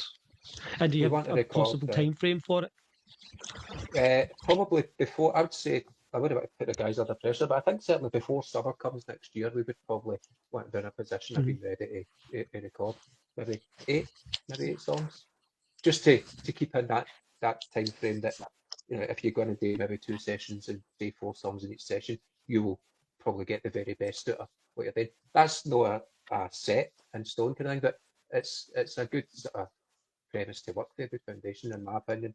You know, it might be sort of a different feeling for the rest of the guys in the band, but it depends on how well rehearsed they are. I thought some of the stuff we recorded previously was over rehearsed, which is that maybe we've done it too much. You know what I mean? And maybe that's why when it came to recording it, it just didn't work. You know? And like you said, it's like you're not turning up to record a gig, you're turning up to record an album. You know what I mean? As you said earlier, kind of quite succinctly.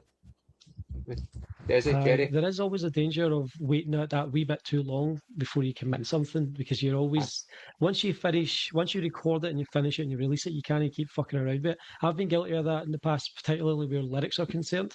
I find it so much easier to perform and record songs that my guitar player has written the lyrics to, because otherwise I become psychotic in my need to make it as perfect as I can make it, and it's never going to happen because I'll always find something wrong with it. So it's pretty important to strike while the iron's hot and get it committed at the right time. Otherwise, you could leave it too long. I mean, Desi's changed the odd line in a chorus and something, but it's scanned better. So I thought, right, well, that's fine. It's scanning better. I'm not going to sit and argue the toss of it. No, it needs to be that way. But it's like, if that's working better for you to sing it, mate, on you go. The message is still the same.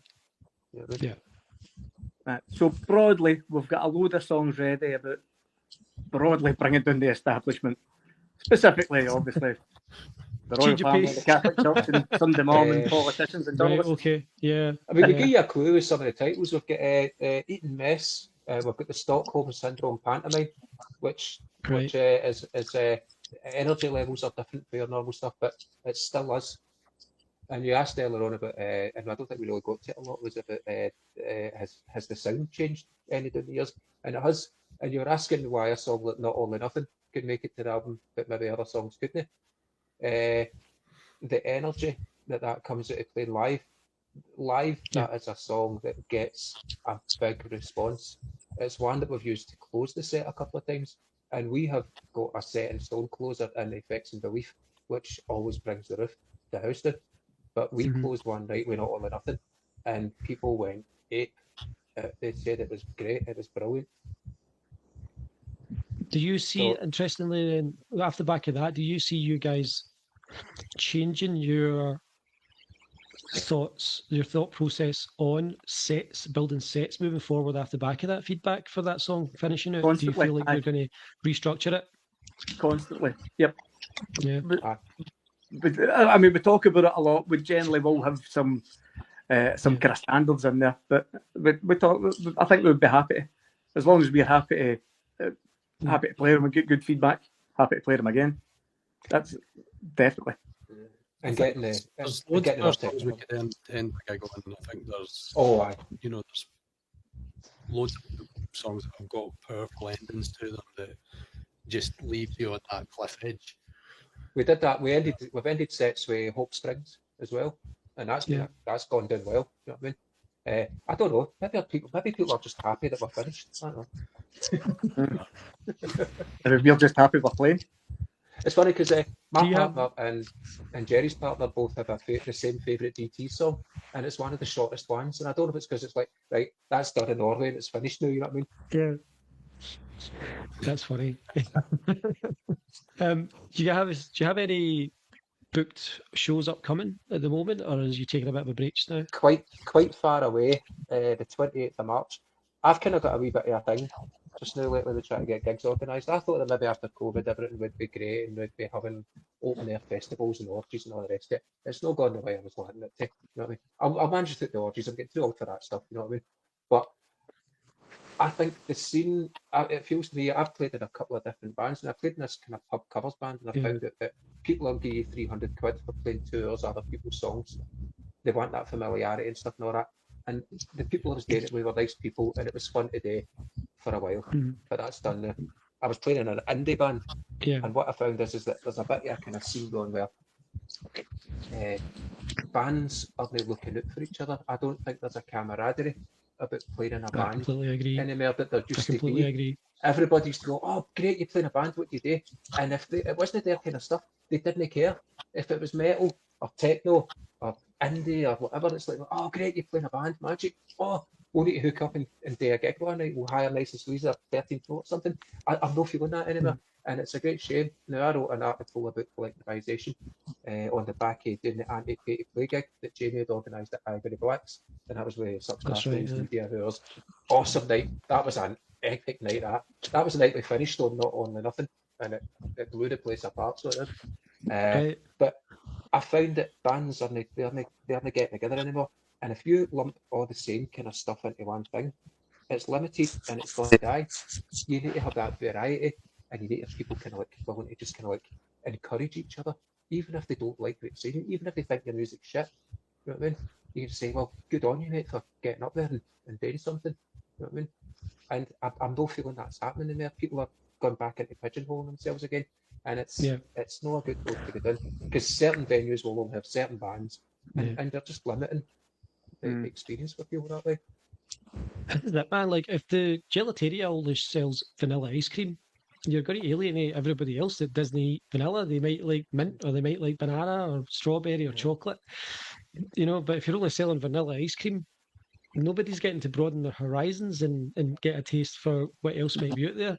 If you've got like very specific thrash metal nights and everything that comes on is thrash, another thrash band and then another one, that's not a scene. That's just, like you say, pigeonholing, and I don't think it is good for the future of the music scene in any city.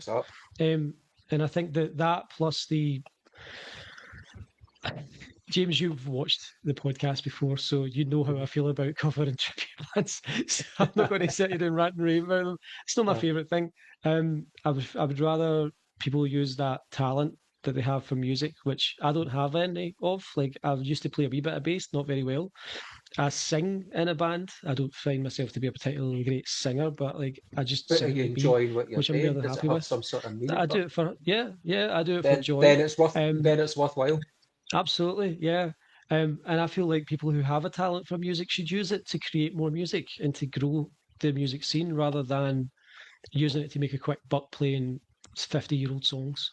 Jerry knows one of the bands that I played in before, and two of the guys, the two guitar players and singers, are supremely full ability. You know what I mean? And I kept saying to them, we should write songs. We should write songs. I mean, we need to stop playing Bad Company and Free as much as you enjoy that, because you guys, you know what I mean? some people will want to hear what you've got to say. But they just kept on booking these gigs. And this is in the mid-90s, so it's like maybe 150 quid. Toffee, money for toffee. But I mean, one of the guys had been a well-known session player in London for years, moved back up to Glasgow. The other guy, supremely talented bedroom player, had never played any gigs. So he was getting to play gigs, so he was like, that was satisfying his need. Whereas I was like saying, no, listen, you've got this ability, you should be writing songs, because excellent guitar players, excellent singers, and obviously I can slug a bass. I mean, everything was in place that you needed, but and it's like you say, it's a waste. I agree with what you were saying there, John, about cover bands, but on the other hand, you do need to take your hat off to people, because some people can make a living of it. Well, Peter, that was Peter's living. Peter paid his bills with that. I bet he wasn't actually. I didn't obviously get out playing covers, but obviously we just played with the All Weather band, and they're making a good living out of going and playing jam songs. It's fair enough. If you can make a living out of playing music, sacrificing a wee bit of something, I think. But you're still making a living out of doing it. You're getting paid for it, and everybody likes. Everybody likes playing music, do you know what I mean? Or everybody who plays music. I think ultimately the thing that's unfortunate about it is that that's what people want to hear. It's not original music that people want to hear. It is the covers. It's the classics is all that they're interested in. They don't realise that if the things keep the way they're going, like we're just going to be stuck in this hellscape of playing the same songs again and again and again and again. That's going to be teenage kicks. Maybe he's going to cover in this generation's bands because it's going to be. What Diana's doing with the transmission rights is that she's getting these tribute bands because she knows that's going to people are going to come to see them. Yeah. But she's putting on original bands to open for them. So she's found a band that's kind of playing jam stuff. Thanks, right? Yeah. I know the Deetees. That's a good fit. I'll ask them if they'll come and do it, and we did. And so that's one way of getting exposure for them. You're kind of, what I mean, you're going along with that to a certain extent, but you're getting something out of it that's kind of creative at the same time. You know what I mean? For bands, because Diane must see anybody's running a studio must see a lot of really good bands coming through, playing really good stuff and really interesting stuff and new stuff. You know what I mean? And just sort of playing to 8 people. That jam band were really good. Do you know what I mean? They're obviously they're good musicians and all that. Aye. They really could take another step and do some original stuff. I mean, the thing is, you've got to ask yourself, like, why is there money in this? And there's money in it because people can't afford to go and see the real thing. Well, this is the other thing I know. Because the Ticketmaster, I mean, maybe I should write a song about Ticketmaster going under. Maybe it'll happen. I come on, Jerry. You're like what was his name? The punk rock prophet. Aye. No Nostradamus. The French guy. Was it? Aye, Nostradamus. Aye, there you go. That's a great point that you raise, actually, Jerry. I think the rising cost of sort of proper gigs is getting to the point where it's ridiculous. Like this recent Oasis reunion, and the show's selling for 500, 1,000 quid because of this dynamic pricing model, which is just bollocks. Like it is so much easier to just be like, you know what, I'll just pay 20 quid and go see bootleg Oasis or whatever down the street. Like that's much cheaper. There's plenty about it. I can't even. There must be money because I looked at it and there are about half a dozen kind of all different kind of variations on the Paul Weller tribute stuff on about Glasgow in Scotland, you know what I mean, and getting gigs. But I think the other thing I know is that people, it's nostalgia sells, isn't it? So a lot of these bands aren't really touring anywhere. So if Oasis aren't touring anywhere and somebody comes up and does a reasonable facsimile for 20 quid, then you got to go along and get drunk and sing along with it. Because John's point there was totally valid.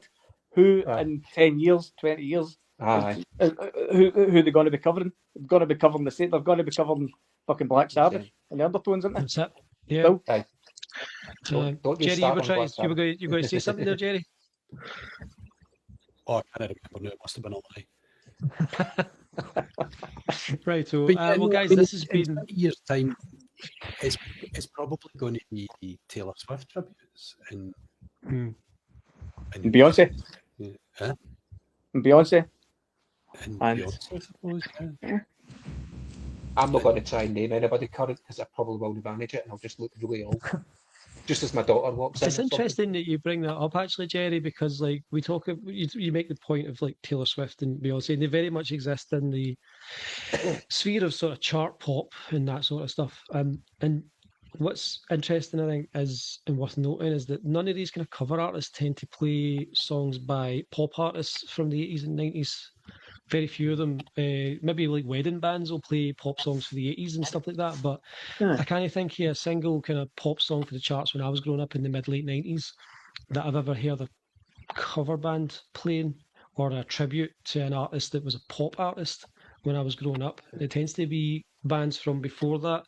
And it specifically tends to be bands. Like, I suppose I the only managed to place get, you would find a tribute, I think the only place you would find a tribute to like a solo pop artist for like the 90s would be Butlins or something like that. You know, like they're very much, they're very aye. contained For a cruise ship. and concentrated. They're concentrated to like these event spaces that are attached to other resorts. Aye. And so who knows where that entire model is going to go. Hopefully between now and then we're going to see something fundamentally change in music, and hopefully there'll be a boom in original music. Hopefully the kids Hopefully. today will grow to be a certain age and then be like, you know what, we want to hear new music. Maybe that'll be the revolution. We'll be like, let's hear new music again. In the same way that it went through rock music to kind of 80s pop to grunge and the rejection of that sort of hair metal style of rock music. And from grunge you went into sort of R&B and rap music. That was kind of the zeitgeist. And then it was new metal, and then you had the kind of pop punk, and then it became pop again. And hopefully you'll start to see that cycle go back around to what I would like to call good music. Yeah. I think, the thing is, there's no shortage in new music. It's all out there. Absolutely. It's on Apple Music and Amazon Music and Spotify and all that. The key is to get people to actually leave the house and go to a venue and see it live. Yeah. Like, oh, there's this band on Spotify. Oh, they're from here. They're from Glasgow. I'm going to go see them. Get people motivated to do that. I wonder to but myself still how allowing these bands to maybe not make a living out of it, but at least, you know, like make their expenses back as well. You know, there's got to be a financial model to make it sustainable for the people doing it, but comfortable for the viewing public to actually go and do it. I just wonder if maybe 30 years ago, kind of social media had been available to bands back then that were playing, and how they might have got on. Because I remember the highlight it would be if you managed to go to the nicest Weezy poster, for example. Yeah, I'm on the nicest Weezy poster now because they used to put it up every month. I mean, fly post it about the tune, and if your band happened to go on it, black magic. But you'd no way of kind of like storing that and keeping it forever because it wasn't on your phone or anything like that, you know. Yeah. So, but what you did, just to sort of briefly touch on, I did sort of manage to talk the last cover band I was into playing a song that was for the 80s and was a band. I managed to talk them into doing I Want Your Love because we had a female singer. And it was, and I fall in love with Wendy James every time I hear that song. Yeah. So you might have got to see that if you'd caught us, but that was the only one song that I managed to get on a 2-hour set list. The rest was dross. But even when we played Cigarettes and Alcohol by Oasis, people loved it, and it's just an absolute bloody dirge. They're still holding their pipes up and singing along. They want familiarity. Yeah. How do we break people out of that? How do we get them back to We that? need to keep trying. We need to keep trying. Just keep on doing it. Keep showing up. I'm not going to stop. I'm not stopping anytime soon. I love it too much. I might complain about the processes at sometimes, but do you know what? When you get up there and you're standing behind your bass, you're in your happy spot. Yeah. I'm glad to hear it. I hope you guys are going to continue on for a very long time to come. So I think what we'll we'll call do it here because it's... Sorry, James? We did just to say we don't have any gigs booked soon, but we are actively looking. We tried. We were booked into Barrowman's, but there weren't enough ticket sales to get pulled. So I mean, nobody wants to see it. So yeah, but call it a night. In Edinburgh. Aye. So would have been on your doorstep, kind of. Right. So, but anyway, I'll be keeping an eye out for when you guys are playing, and we will meet in person next time we speak, because I'm going to come along and see you guys. I can't wait to hear you. Let's call it there, because we've been at it for over 2 hours. Peter, by the way, folks, had to bounce off. He had some other. Oh, he's got to lock up the community centre. Yeah, so he had to pop off, but thanks very much to Peter for joining us. Thanks to James, to Jerry and Desi as well for joining us. You can find the Deetees on Facebook at facebook.com/Deetees Glasgow. That's DEETEESGLESGA. They're also on Bandcamp at Deetees, DEETEES.bandcamp.com, and that's where you can find their fantastic new record, Hands Off, which came out back in July. I recommend it wholeheartedly. It's a fantastic album. Well done on it again, boys, and all the best with whatever comes next. You've also got a website. It's just thedeetees.co.uk. It's not been updated for a while, so don't use it. I did notice that, yeah. Hopefully this read here will be your sort of prompt to update it. But yeah, so very, very accessible. Thanks again, guys, for joining me. Thank you. I'll catch up with you down the road. Thanks for having us, John. Thanks. Yeah, no problem. Thanks everyone for watching and listening. I'll be back with another one of these in the near future.